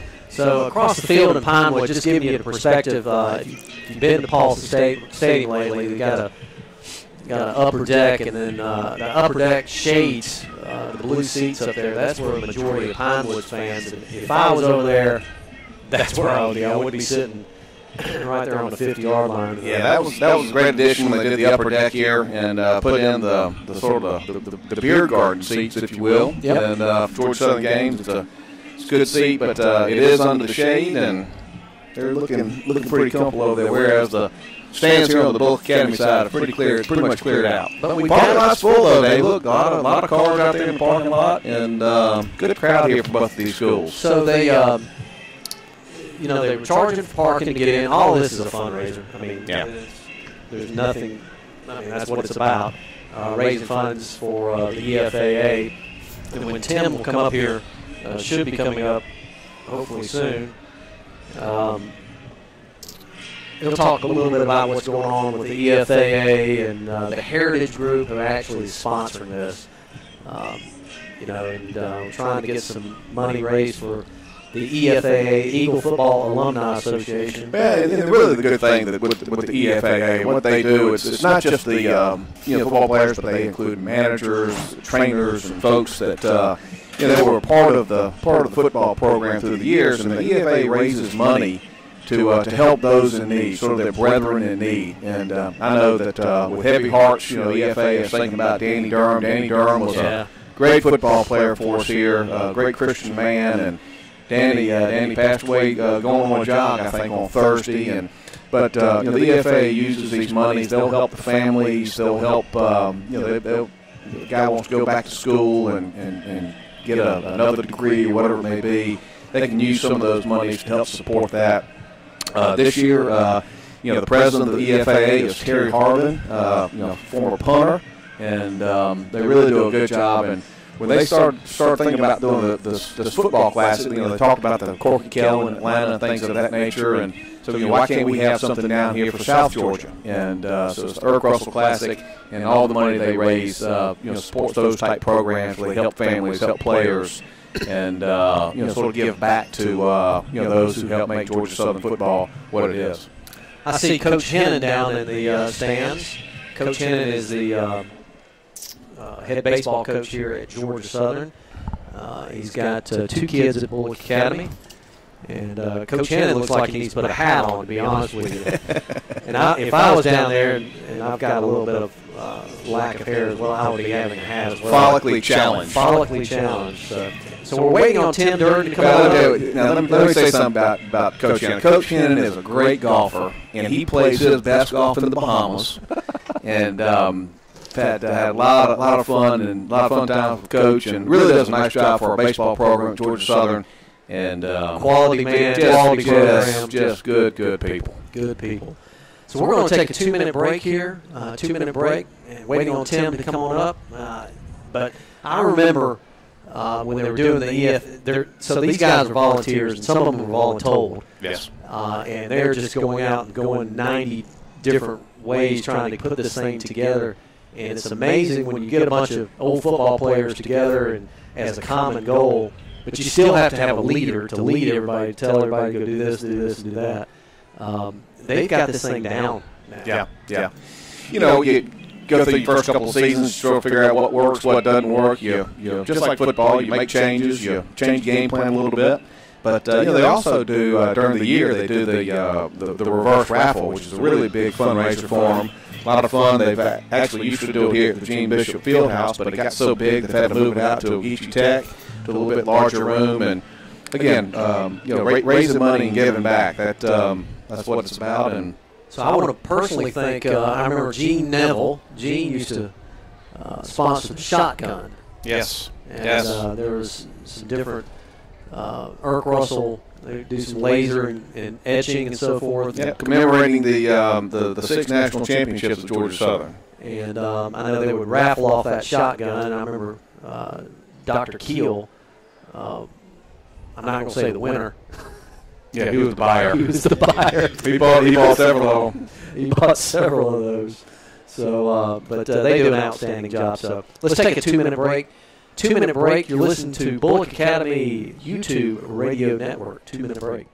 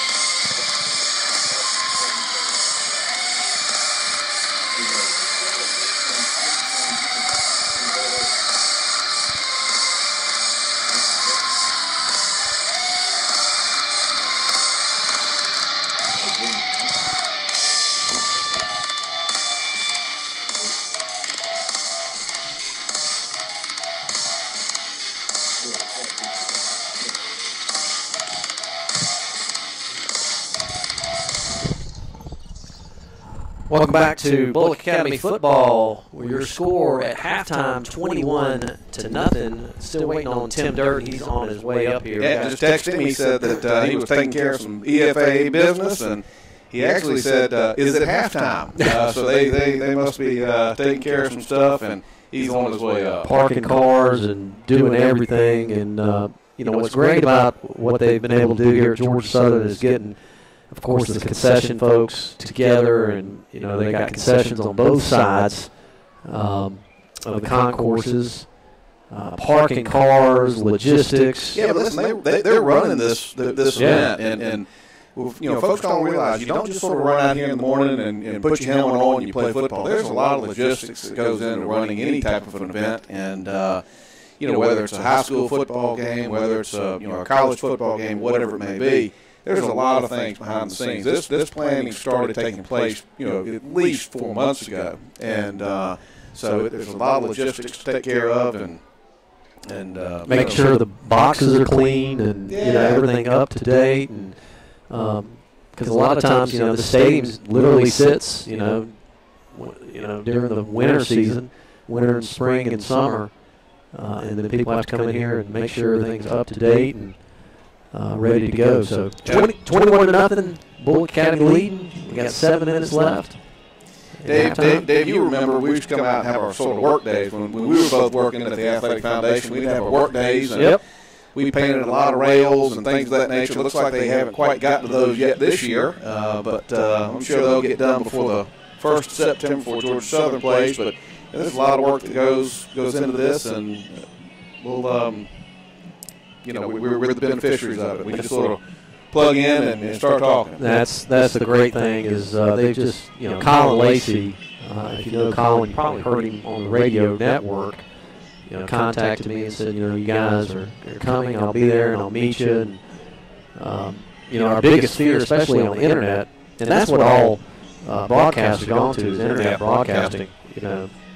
But making sure that you get the password and log on and everything, the stream health and all that technical stuff. I have no idea what I'm doing.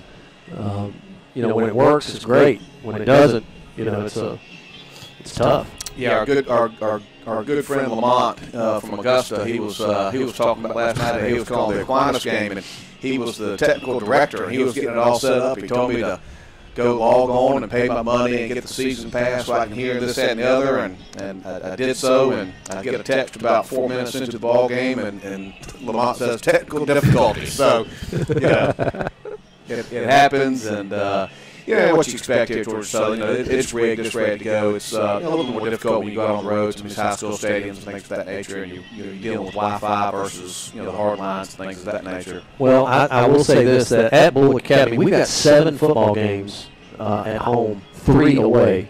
That's a great schedule. And at Bulloch Academy, we have internet, and literally you can plug in and go. Yeah. And when we go on the road, a lot of times I'm having to use the hotspot on my phone, and we are solely dependent on, Verizon and the capabilities of, can we push it out?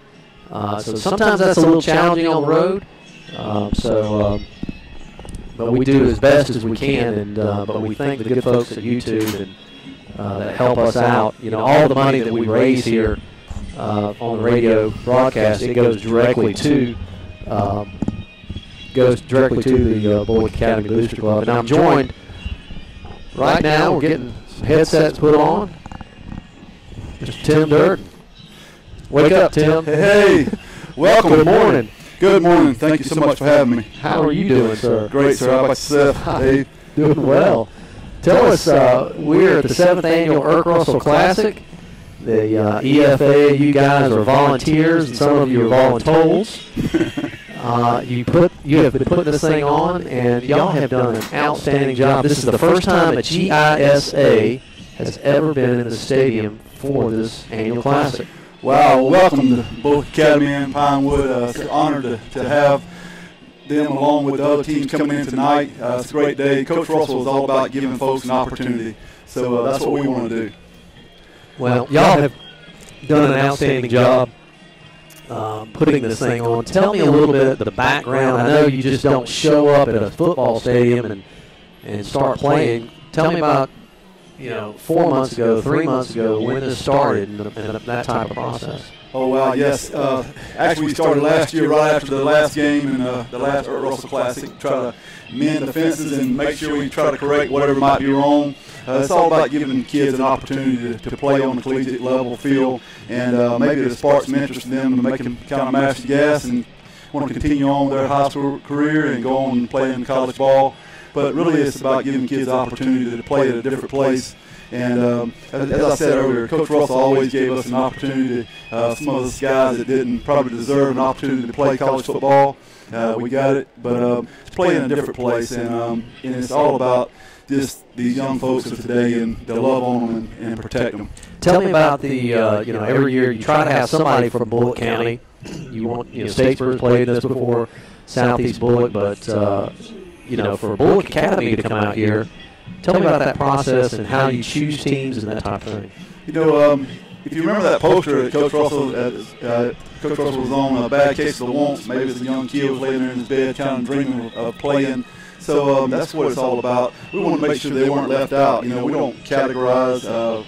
We categorize by the bad case of the want. If you want to play in the Russell Classic, and if you'll sell so many tickets and 1,000 tickets and minimum sales tickets that you're responsible for, and excitement to promote the game. So Bulloch Academy showed up today, and we really appreciate them and appreciate Pinewood participating as well.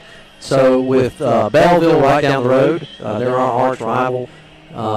Just looking, it's 10 o'clock in the morning. Well, it's actually 11:20 now. It is hot outside. I am surprised at the amount of people that are already here.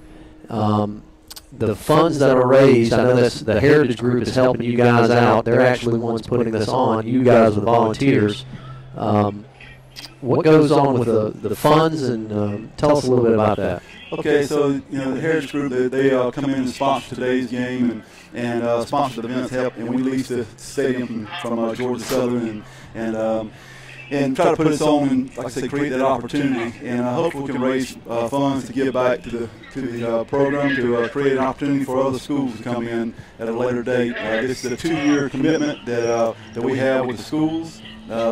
2 years to play, so Pinewood and BA get to do it again next year. Really? Yes, sir.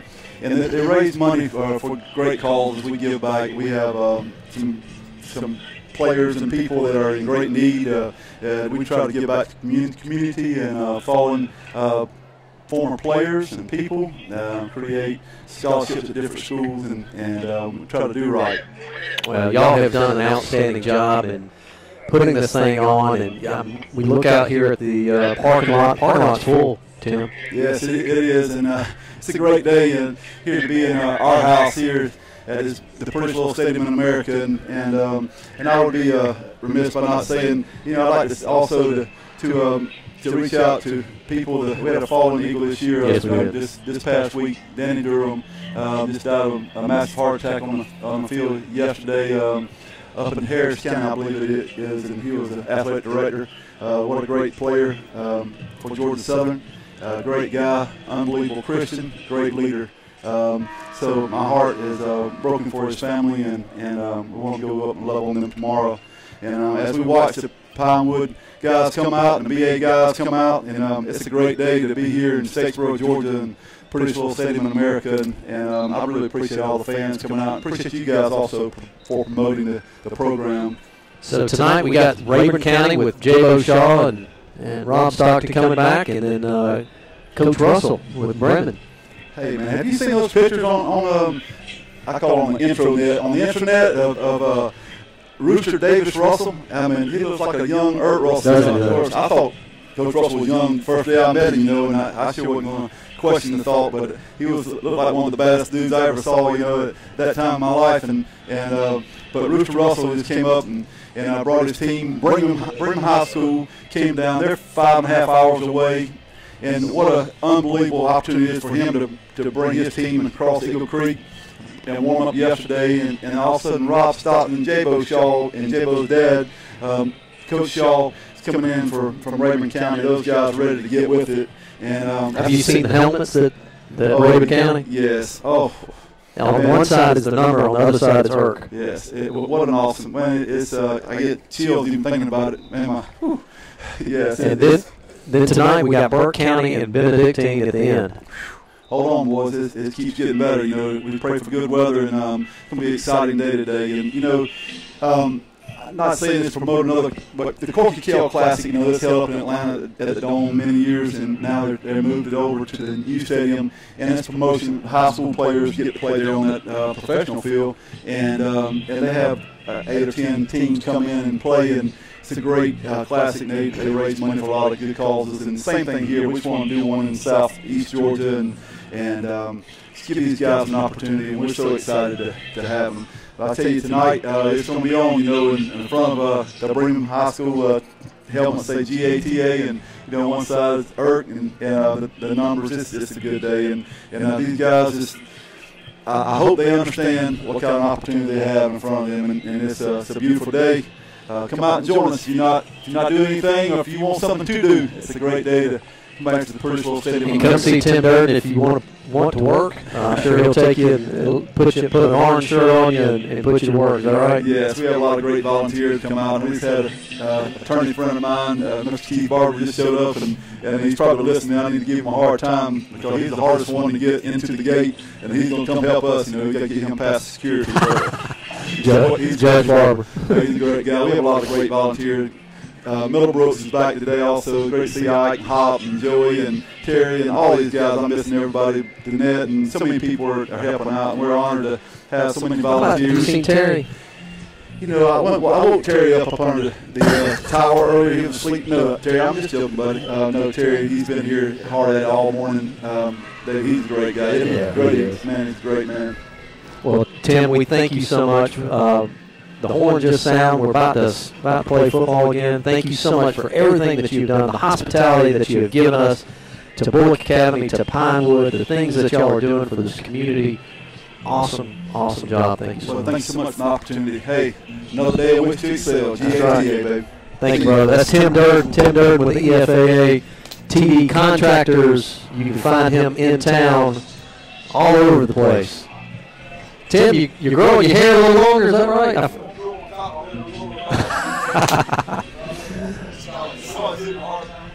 He's letting his hair grow long in the back and not in the front. So, thank you, Tim. All right, so we deferred. We'll get the ball back here. We'll get the ball back.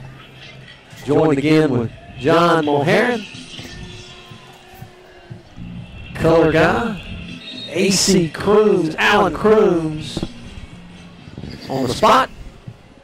Got all these people turning around looking at us and waving at us. Yeah, we're waving. Because I don't know. We'll wave back. It's 180 degrees down there, and it's a comfortable 75 here by the air conditioning. All right, it's going to be interesting to see here, Dave. Both teams now got one half of football under the belt. They sort of know what they've got. They've seen the schemes of the other team, and let's see what kind of adjustments we'll find them making here in the second half. If I'm Bulloch Academy, I'm thinking they're going to crowd the middle a little bit, try to get your outside game going, maybe loosen them up with some play-action passes, things of that nature. So our kicker, the Creek Houses, are listening to us in Germany. I only have the audio signal but no video. It's just audio. We don't have video yet, so thank you for listening to us.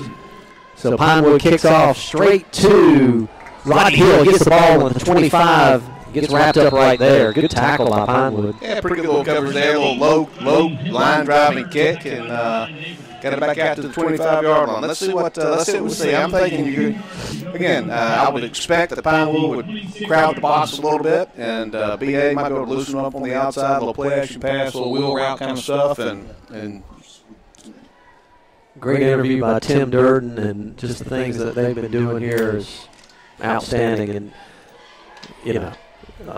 the love for this program. Yeah. Oglesby under center. Hand it off to Tom Ingle, and there again, just another 5 yards right up the middle. Yeah, tough little run. Came out, set up in the same formation. They're shaded the guards. And we ran that one off tackle, ran right into the teeth of their defense. Still got 5 yards. Second down and 5, ball on the 31-yard line. Bulloch Academy lead 21-0. 11:30 in the morning in Statesboro, Georgia. That same set come up to the line under center. Hand off again to Mingle. Yeah. He's got the first down. Yeah. Sort of brought that one back inside, almost a little mini trap play there off the veer. Got up the right off the left-hand side of the center's left hip bone and got a quick 6 yards. First down and 10. Ball on the 38-yard line.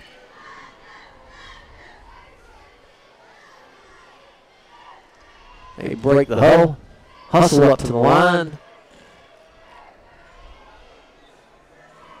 Veer formation. Option to the right. No pitch. Made one guy miss, but wrapped him up right there for a short gain. Yeah, you had one guy right there. I think you would have pitched that a little bit earlier. You would have sort of got the outside seam and probably picked up a good 8-9 yards there. But he took it himself, spun around, and ended up getting about 4. Option left. It's hard for a right-hander to go to the left on option because he's optioning on his left hand. Yep. So a lot of times when they go to the left, it's more of a keeper. Trips right, second down and 6. A little different formation. Got a little wingman here. Looks like a little triple option kind of set on the right-hand side. Toss sweep to Mingle. Just string him out. He's all the way up to the 50, 45, 40, 35, 30, 25. Cut back, and he steps out of bounds. Had a hit right here on the 22-yard line. Thought he was going to wrap him up, but he stepped out of bounds, but they never knocked Ty down. Yeah, notice that David had a new formation over there. We had the wingman almost like the triple option set. He was sort of angled in toward the quarterback, and great little crackdown block and sealed the corner. Looking at the replay, see if he stepped out of bounds, and he did. Yep. But was able to sort of seal the end there, and that play was wide open, and then he just sort of made it happen on his own after that. We hustle up to the line. First down and 10. Ball on the 23-yard line. Thomas Childs at the bottom. Hand off to Hyde again. He's all the way up to the 10-yard or 12-yard line. Gain the 9 there. Straight up the middle. Good hard run. John, did you bring this water for me? I did bring that water for you, David. Thanks, sir. New stadium policy, they don't let you take the top with you. They take the top off of it, but don't know why, but that's the stadium policy, so you got to drink it now before it gets hot. Second down and 1. Excuse me. Ball handoff to option. He keeps her. Oglesby's all the way to the 5-yard line. Can he get in? Yeah, he got the corner. Yes, sir. Touchdown. Abby Newton with a call down there. On a 12-yard run. Did they give it to him? Yeah, he did. 12-yard run with 9 minutes and 13 seconds. Oglesby. He had 3 guys on him right there. He just stretches out, gets to the inside of that pylon, touchdown from 12 yards out. Olin Anderson back to kick on the point after attempt. Needed a good snap, good hold, and a good kick. And we got all 3, and it's straight through. And your score 28-0 with 9 minutes and 13 seconds. Bulloch Academy leading Pinewood 28-0. Tell you what, that's pretty good there, Dave. Again, you saw the adjustment that BA put in. They put a new little wrinkle in that big run that you had there by Ty Mingle. Just they set that up with formation and drove straight down the field and got our graphics on the big screen. Look at that. Showing the cheerleaders. Big time. Got the camera crew down there. They got ESPN on there, but I don't think it's on ESPN.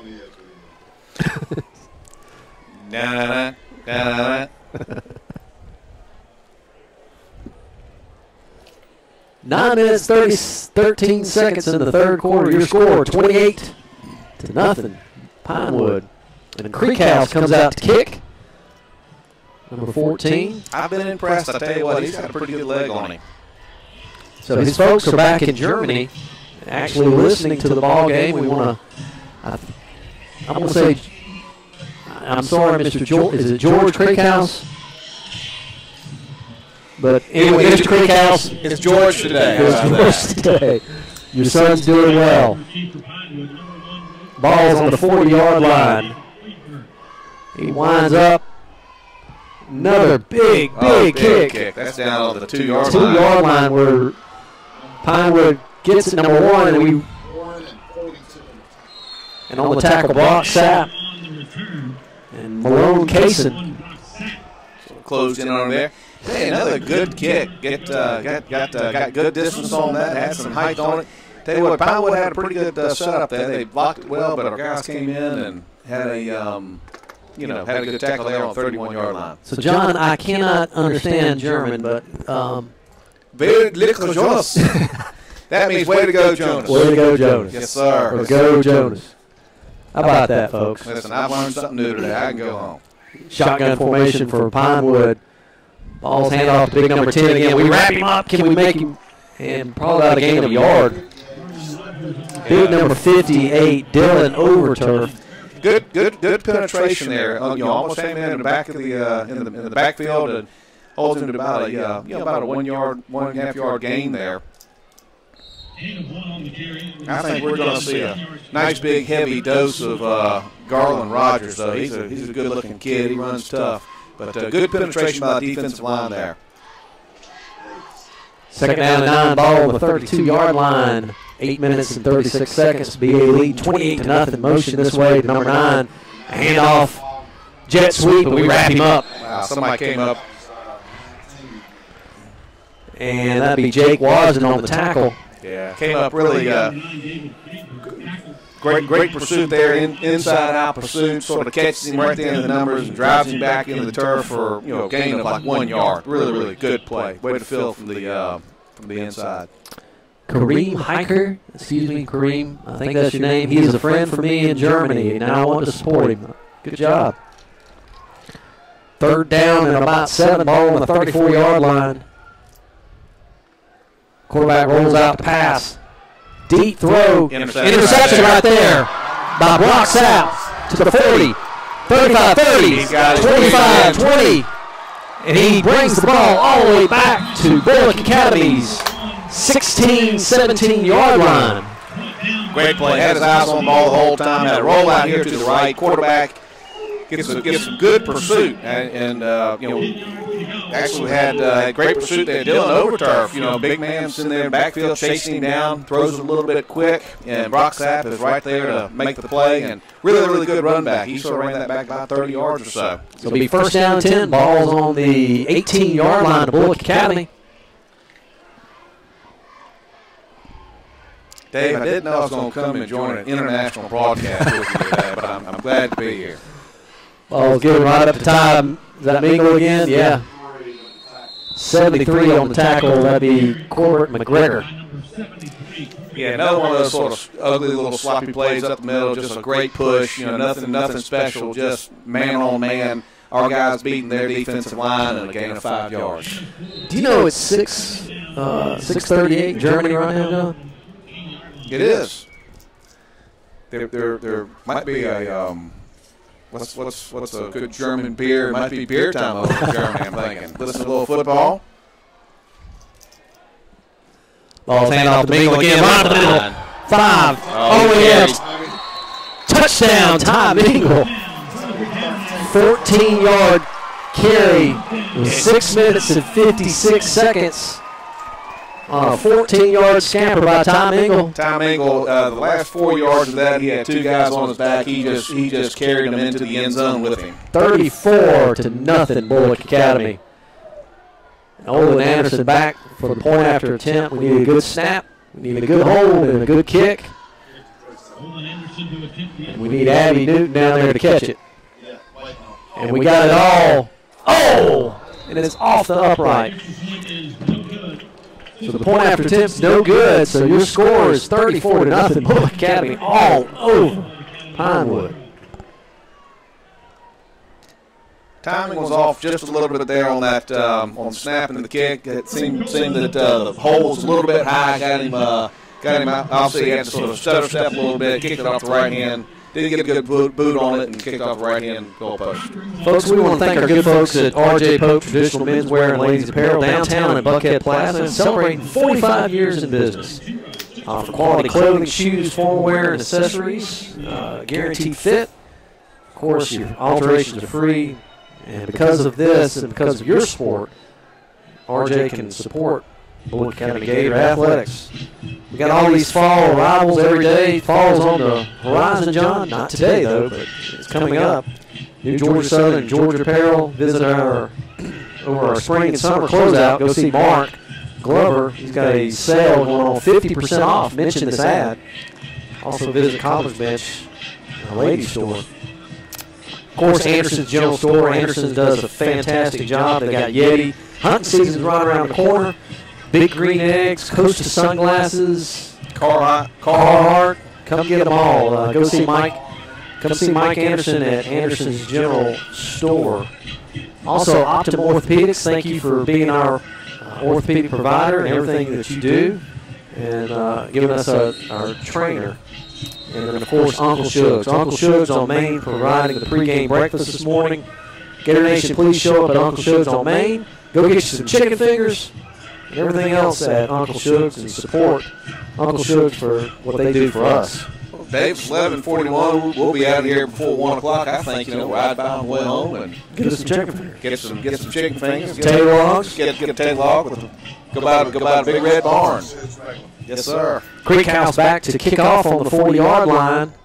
Been impressed with this young man right here from Germany.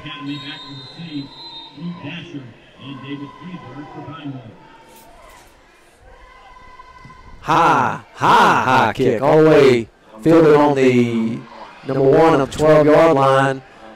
And we wrap him up and knock him down. Who was that? Will Aaron made that play. Will Aaron slipped the blocker, and number 8 made the tackle, Brandon Faircloth. Brandon's made a couple of stops here on the in the game on kickoffs.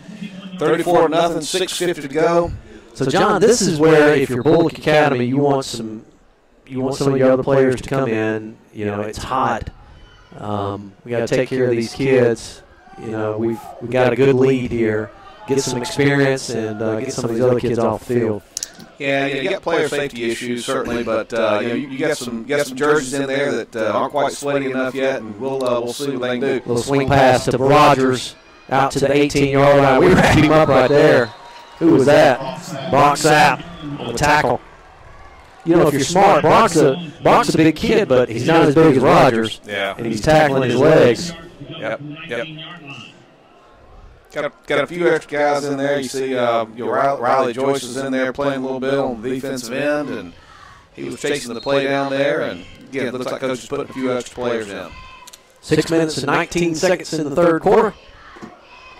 Miller Pope, sophomore, on the right side defensive end. Shotgun formation again for Pinewood. Ball snap. Hand off to number 24. We wrap him up right there. Just gang tackle by the Gators. Whole defensive line and linebackers on that tackle. Maybe a gain of 1 there. And Logan Lewis's helmet comes off, so he'll have to come off the field for a play. 3rd and 10 here, Dave. Replacements have come in and played hard. You hold them right here and make them punt. If you're Pinewood, down 34 points. Yeah, you're on your own 21 here. You'd have to look for a little roll out. A little sprint out left has been pretty successful for him, and try to get it up there to to a flanker on the right hand side. Trips left. Little legal procedure there. Looks like false start. Delay a game. Yeah. That's tough to be backed up even further.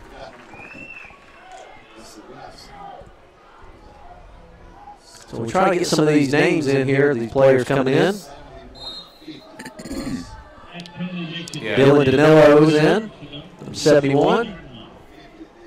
Riley Joyce, number 50. Spread out to the left. Looking for a receiver. He pulls it down. And we knock him out of bounds, short of the gain there. Short of the line. Malone Kaysen knocked him out of bounds. Yeah, good chase there from the inside. 4th and 6 here. Let's see what they do. I would say you'd have to punt it away, but down 34 points. We've got Rodney Hill back Looks like they will punt. Number 22. Yep. J. Bradley back to punt.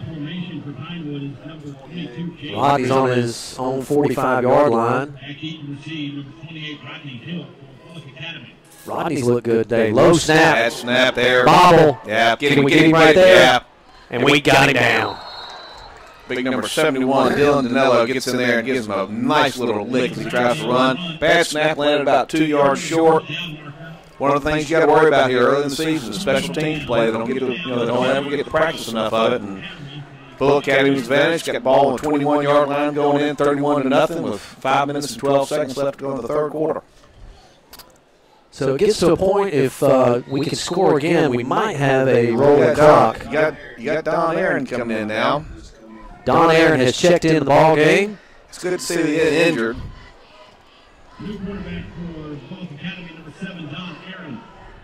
Trips to your left.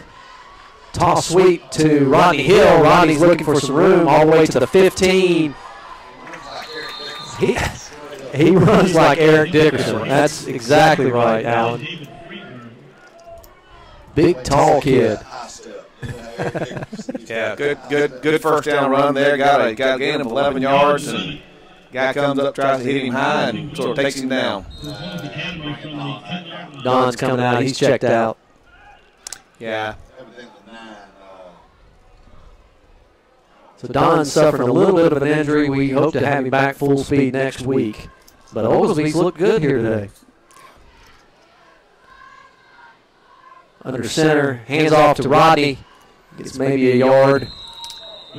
Yeah, on that play right there, going in the middle, he's had some success with it, but you really like to see him lower that shoulder a little bit better. And you can probably get another yard out of that kind of a play, but he's had a heck of a day so far.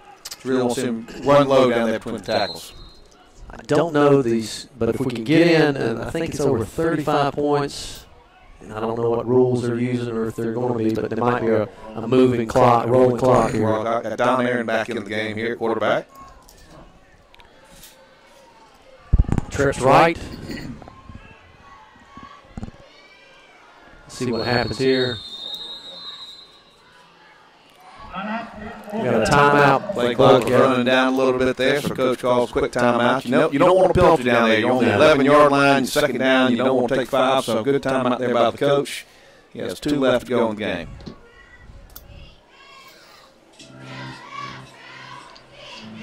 There again, you can remind you we can live chat on YouTube.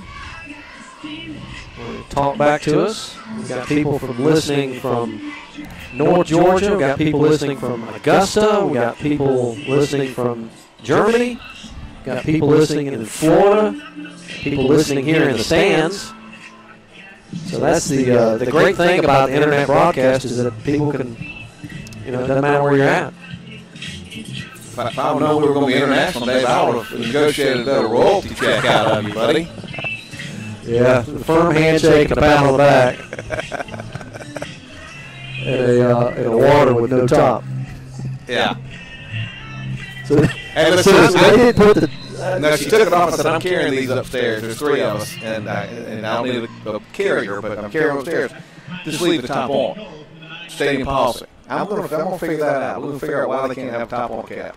And Oglesby hands off to Tom Engel.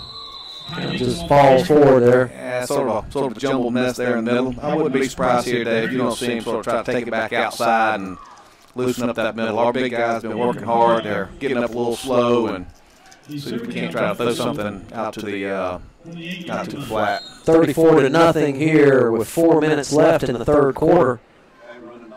Don Aaron coming back in. 3rd down and 8. Well, 3rd and 8. Third goal on 8. All right, got twins out to the right. In the shotgun formation. A little confusion on the defensive side. Pass to his brother, just right in to Will Aaron. Aaron with an 8-yard throw. Don Aaron to his brother, Will Aaron. And that's a Bulloch Academy touchdown, 40-0. Do we go for 2 here, or we just kick it again? Nah, I think he kicked it. Number 27, is the new kicker, Blake Benton. Need a good snap, good hold, and a good kick here. And and he missed that. Hooked it to his left. Got a good boot on it, but hooked it to the left. So the Bulloch Academy leading 40-0 with 3 minutes and 33 seconds here in the third quarter. Pretty good little setup there, Dave, on that last scoring drive. You had twins out to the right. Pinewood is a new formation. They had not seen that. There was a little confusion. The free safety came over, didn't really know where he was supposed to line up. Great little pick play. Walked right in for the score. Mark your calendars, folks, for Parent University, August the 27th will be held. Parents and guardians come out and learn about what to expect for your child's academic year. Please consider joining the Bulloch County Booster Club. See Will Wren, all different levels. Gold Gators, Fighting Gators, Grand Gators, and Bulloch Gators. The money goes to the athletic department to help boost the booster department. Next Friday, after this game, we will return home to play the Spartans from Edmund Burke. PTA will hold their meet and greet for all new BA families. Please mark your calendar for this event. That's next Friday at 7:30 at Gator Alley. Creek House back to kick. Ball's on the 40-yard line. Been impressed with this young man. Great leg on him. 22 back all the way to the 5-yard line. Just another huge kick. To the 2-yard line. He's up to the 15, the 20, 25. Will Aaron had him right there, and then finally wrapped up there by number 19, Jake Watson. Got the ball out to the 28-yard line.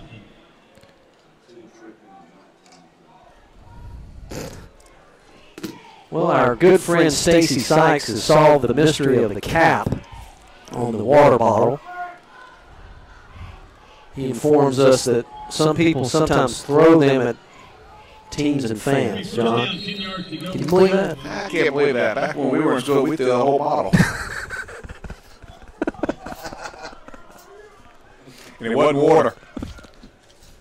First down and 10 for Pinewood. 28-yard line. Quarterback keeper.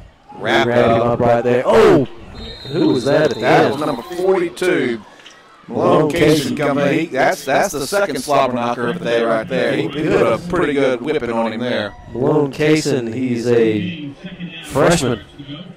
Big hit right there. Big hit. Here's the question, Dave. That's a slobber knocker. Okay. When does it turn into a snot pole hit? Probably when the first frost. Yeah, or it depends on your allergies, maybe. But slobber knocker, for those who don't know, is you hit the guy so hard his mouthpiece comes out and he sort of slobbers on himself, and we'll let you figure the snot bubble out on your own.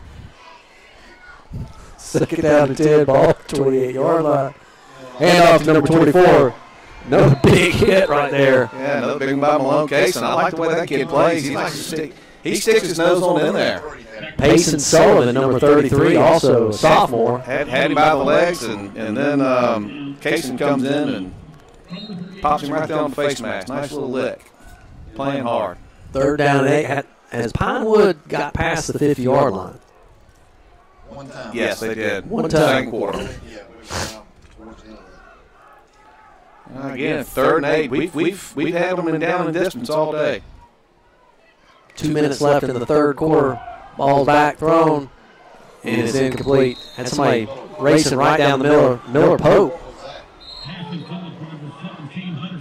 Yeah, had Spencer Sharp there, but big kid had the seam. Got a personal foul on Bulloch Academy. See if we can see the replay, maybe, if they show that. Missed that one. Roughing the passer. Automatic first down.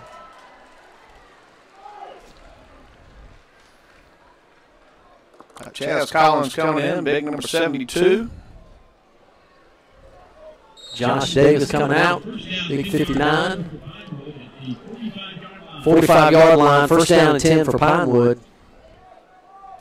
Quarterback in the shotgun formation again. Ball snap, hand off to that running back again.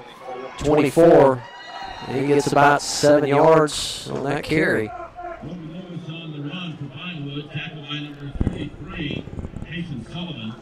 Payson Sullivan on the tackle. 40-0. Got a little push right there on our guys, and nice little play by Pinewood. They walk up to the line. Trips to the left. We got two guys out there. Got to get Spencer Sharp over there. There he goes. He finally sort of goes over, fills the gap. It's a run up the middle. Quarterback straight up the middle. Nice lick there. Payson Sullivan taking on the bigger player and sticking his nose right in there and giving him a pretty good lick. Ball came out late, but he was already on the ground. It's good enough for a first down. Getting reports that it's pretty hot down there, Alan, from the text messages. Got a lot of comments here. Our buddy Russell Mathis is giving us the weather report down there. We cannot read it on the internet. How hot it is. I could be a weatherman today, but I think I can figure it out. It's hot. Shotgun formation, flags on the field there. False start on Pinewood.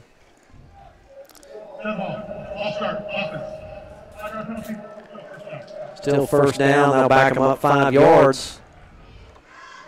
Dylan Danello coming back in the game, swapping out there. Mr. Gonzalez.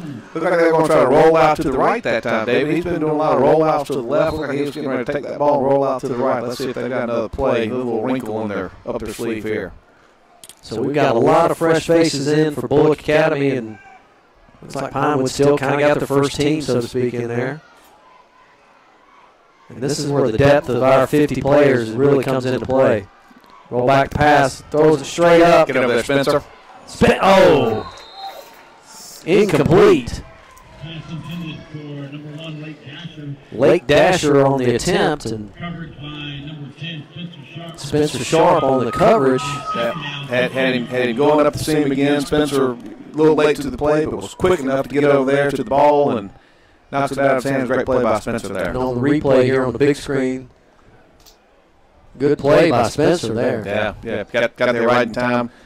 To follow the quarterbacks. Follow your reads, watch the quarterback's eyes, just play the ball. Second down and 15. Ball's on the 50-yard line for Pinewood. Trips left again. Looks like they go exclusively to the pass here, Dave. Goes back, swing pass, and he falls down and incomplete. Yeah, we would have eaten that up. He would have lost about 4 yards on that one. 3rd and 15. From the 50-yard line. All right, so it's going to be 3rd and 15 from the 50. We have 30 seconds left to go in the half. In the third quarter, and bringing in, got the quarterback in. Looks like he's going to line up in the shotgun again here, David, and bringing a lot of players over to the right-hand side, a little unbalanced to the right, a little stacked formation in the backfield. So they got going on here. Yep, right up the middle. Good little run. Hey, great come up. Payson Sullivan came up. Gain of 8 yards or so there. It's going to be 4th down and 7, 4th down and 8. But Payson Sullivan came in there, stuck his head down. Big number 10 was running the football, and he got in there and made a nice stop. Got 4th and 8, and Pinewood's going to be closing at the end of the third quarter. Right now. All right, here we go. We've got the end of the third quarter here. Bulloch Academy is leading 40-0. We're going to come back in the fourth quarter, and you got Pinewood Academy on the Bulloch Academy 42-yard line with a 4th and 7 play. Good to see Pinewood having a little bit of success. They're having that success on Bulloch Academy's second team, but good to see them have some success. They've been working hard. They deserve some success. And glad to see it. We just don't want to be too successful here. Hopefully 4th and 7, we can stop them, get the ball back, and really get our second team, maybe even our third team offense in there as we start playing the fourth quarter. So we might have lost a few people there for just a second. Making sure we plug the equipment back up here. The battery is just about to go bad. So if we lost you for a second there, sorry about that.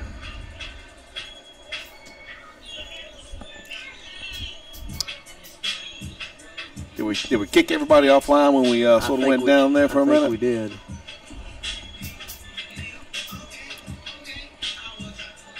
Well, if we have no listeners, we can now break out in song and dance.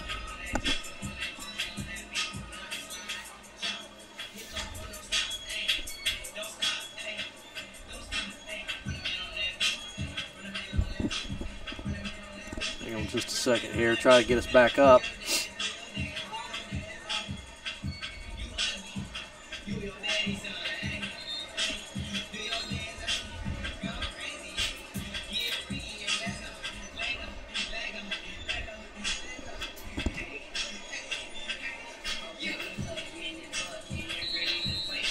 All right, looks like we're back up here on the stream. All right, here comes Pinewood. It's 4th and 8. They're going for it. They've got twins to both sides. Single back in the backfield with the quarterback in the shotgun. Takes it, quick release. Got him up the seam. Golly, great play. He's racing to the goal line. Number 28 tries to stop him. Touchdown. Gets in for the score.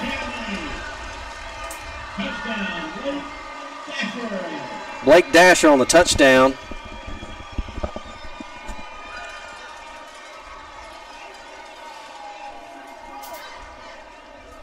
Hang on just a second, folks. We're trying to get the stream back up.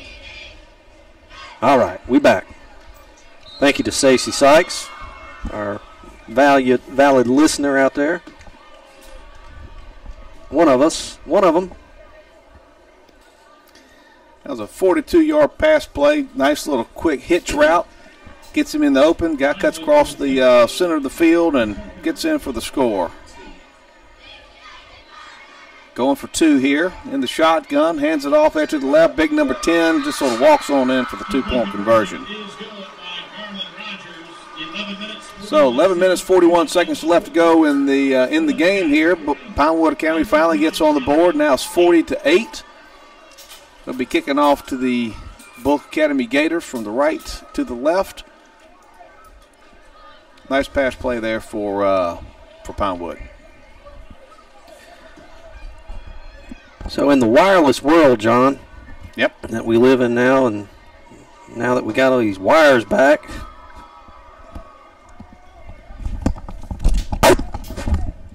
You're tangled up in your tangled wires. up in the wires.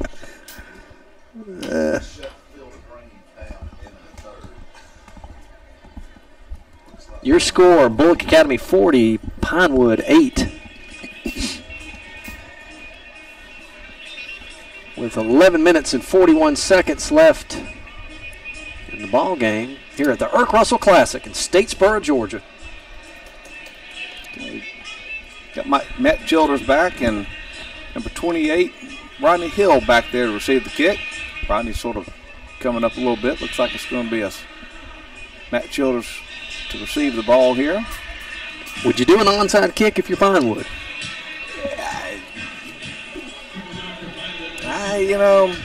Wouldn't surprise me. They got a little momentum. Our coach is calling for it. We don't have the full onside hands team out there, but we do have some guys. Coach said be prepared for it. Pinewood is back. Number 10, Garland Rogers to kick. If he gets half a foot in it, he's a big kid. He can put a boot in it. Garland's done just about everything here. Yeah. And it's a topper. Let it go out of bounds. Yeah, that's fine. Picked it up. Brandon Faircloth on the recovery. It was almost like a dribble. Well, he top. He didn't mean to do that. yeah. As we say in the golf world, he liked to miss it. Yeah, that wasn't planned. So we got a running clock right now. 11 minutes and 15 seconds. 38-yard line, Bulloch Academy. A lot of fresh jerseys in there. You got number 12 in there. Tyler Willoughby checks in at quarterback. Sophomore. We got a lot of fresh. So give us a minute on the names here. I'll hand off to number 25, Joel Shaw. Jackson Perry checks in.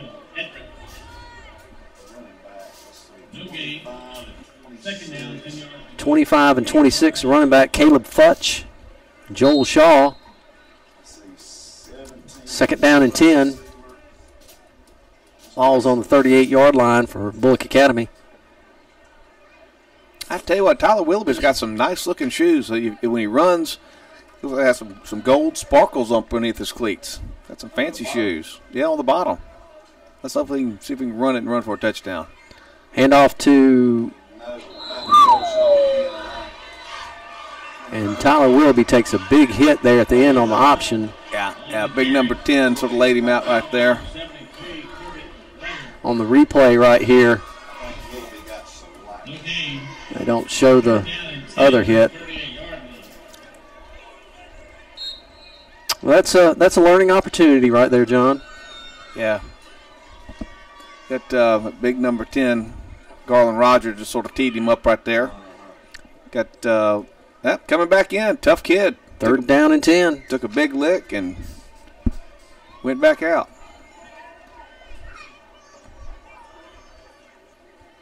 Taking as much time as we can off the clock. Option. Out to number 25, Joel Shaw. He might have got a yard or two. I'll bring up 4th down and 8. Let's see what Coach wants us to do here. Might just try to go ahead and go for it on 4th down, but now he's going to bring on the punt team. Yeah, bring on the punt team here. Just let a little time run off the clock there. Switch him out.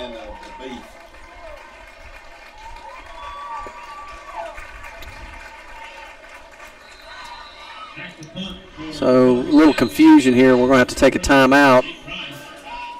We got Tom Ingle that was going to go back to punt return.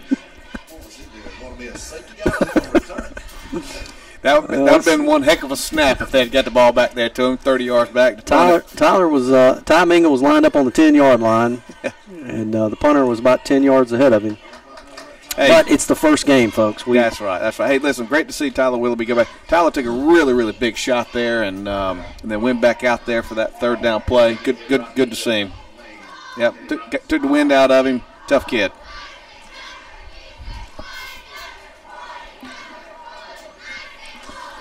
Eight minutes and 38 seconds left in the ball game with your score, Bulloch Academy leading 40-8. I want to thank all of our sponsors, R.J. Pope, Anderson's General Store, Optum Orthopedics, Uncle Shugs, helping us out.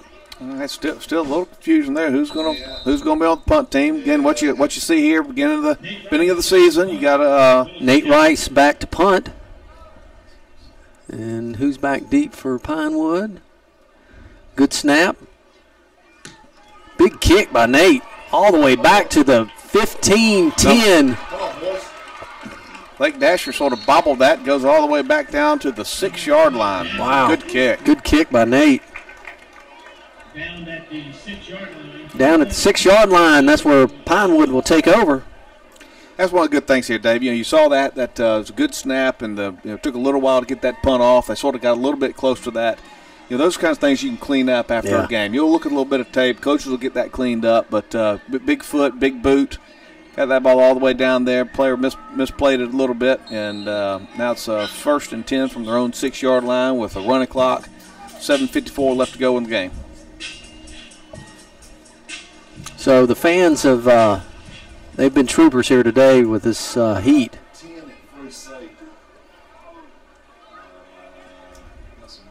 We got some young kids in. High snap. Ball's in the end zone. Safety right there. Just like that, a safety with 7 minutes and 32 seconds. Yeah, lined up in the shotgun there. We put a little pressure on him and snapped it up back over his head. Had to no choice but to go lay down on the ball and 7 minutes, 32 seconds. Gave up 2 points.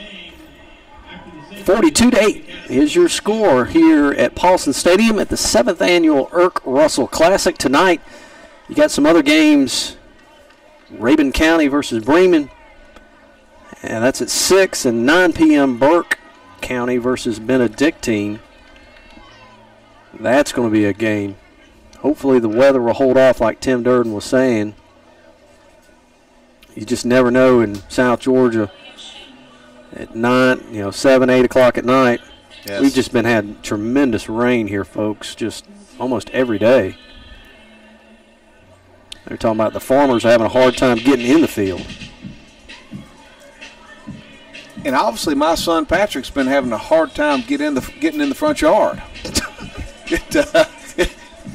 Real bay hail, He says, but Daddy, it rains every day. It rains every day. Well, may have to get out early or something. How's P-Man doing? P-Man's doing great. Good deal. Senior year. Hard to believe he's ready for hunting season. I know that, as we all are. So, folks, if you're getting ready for hunting season, go see Anderson's General Store. They've got all your supplies for hunting needs. Costa sunglasses, Yeti coolers, big green eggs. You got Garland Rogers back here to kick off again. Let's see if he can maybe put a little bit more foot into it than the last time he did. On the 20-yard line. They certainly need it. Don't suspect an onside kick will be here, but he winds up, kick, let it go out of, and it goes out of bounds at the 50-yard line. Yeah. Flag on the play, so it's a kick out of bounds, and he didn't get a lot of leg on it, so it's only 30. He only moved that ball 30 yards. We'll pick up an extra few here. So, folks, you can join us all year long for Bulloch Academy football.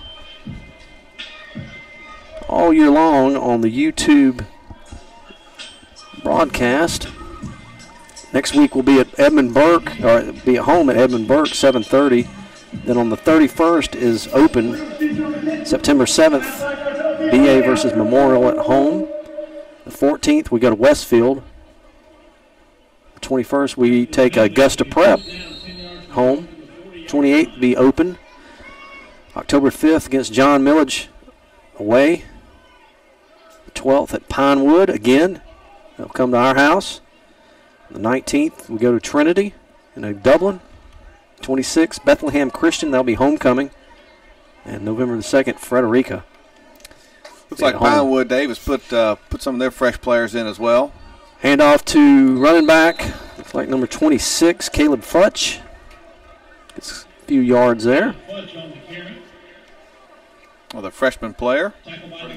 Yeah, really good run there. Got 13 freshmen here on the Bulloch Academy team, and Caleb, nice little 5-yard, 6-yard run there on first down. Second down and 5, ball on the 35-yard line.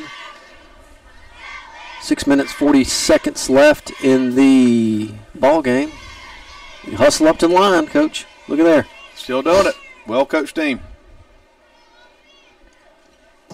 Quarterback takes the ball, hands right off to Joel Shaw, number 25, and he gets wrapped up right there, maybe a yard. Got a flag on the play. A little late activity there, maybe? Yeah. Extracurricular activity. Yeah, that's going to go against Pinewood there. Maybe a face mask or maybe a little personal foul. See, here comes the referee. Personal foul. Against us. 25, come up, Okay, so Joel came up a little hot. Yeah, I think he was a little hot. I think Gets the personal foul. extended that tackle a little longer.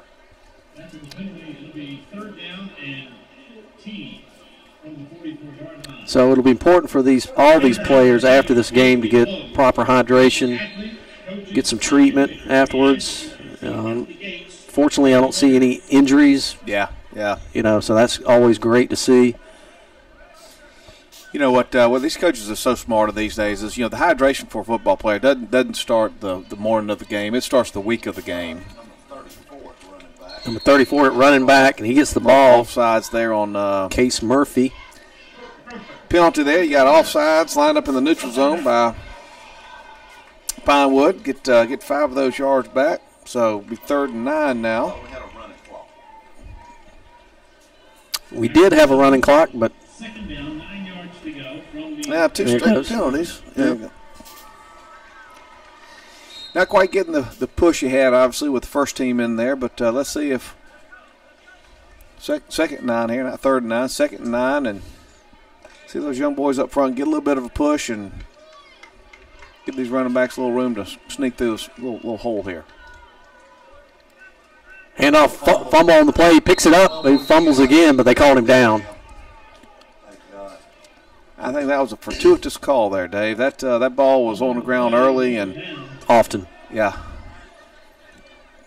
5:36 left in the ball game. This is the time of the game where you don't want anybody to get hurt, but you want your boys to have some experience. Yeah. And we got the whole offensive line. It's I don't think there's anybody that started. Yeah. All the starters are out Yeah, on looks both like- sides Yeah, now. Pinewood as well. Well, Pinewood's got a big old defensive end here. Tall kid. Handoff to 35. Joel Shaw, 25. He's up to the 20. Great spin move all the way down to about the 14-yard line. Good run by Joel.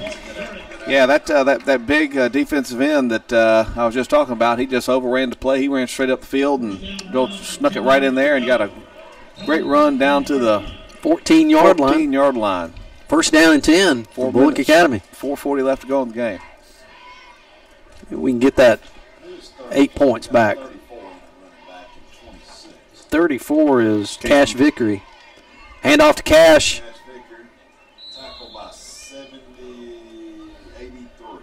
Tackled by Jacob Sykes, number 83. Case Murphy, excuse me. Case Murphy on the carry. second down and 8 from the 12-yard line. So all you folks listening to us and out there on the internet, please tune in next week. Same channel, same time. Well, not same time, but 7:30 next week at Gator Alley. Same bat channel. Handoff again to Joel Shaw. That's a little tough run up there. Got about 4. Tackled by number 54. Forrest Johns on the tackle, number 54. Third down, 4 yards to go. Wesley Joyce just checked into the game. Case Murphy just checked back in the game.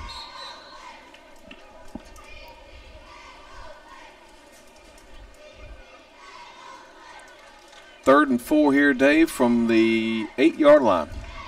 3 minutes and 20 seconds left in the ball game. Can we push it in one more time here? Third down. Look at the gaps. They've spread the gaps out a Yes, little they have. Motion, but they did not call that. That's a good no call by the.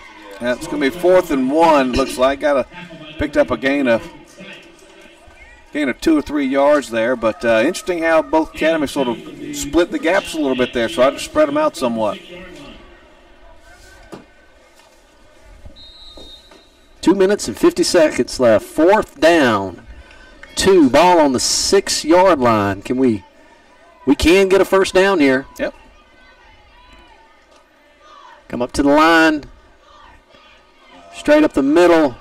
And they're gonna take over right there. Did not get the first down. Yeah, they sort of snuffed that out. Didn't get any push right there, but hey, good little drive here by the second team. They moved the ball a good bit. So Pinewood will take over right there on their own 6-yard line with 2 minutes and 15 seconds. Your score: Bulloch Academy 42, Pinewood 8.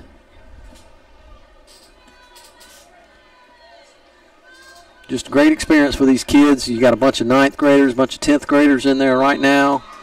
Yep. Number 11 came in. Emery Jackson came in, freshman. He took over for Spencer Sharp at the free safety position.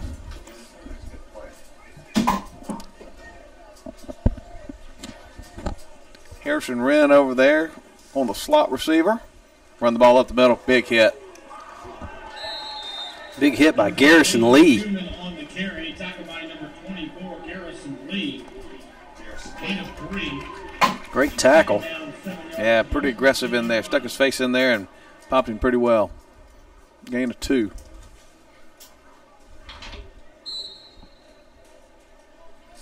All right, down to a minute 15 seconds to go here in the game. Pinewood in there. Still shotgun formation. Hand it off and again, number 24, Garrison Lee comes in there, sticks his head in there on his thigh pad and brings him down.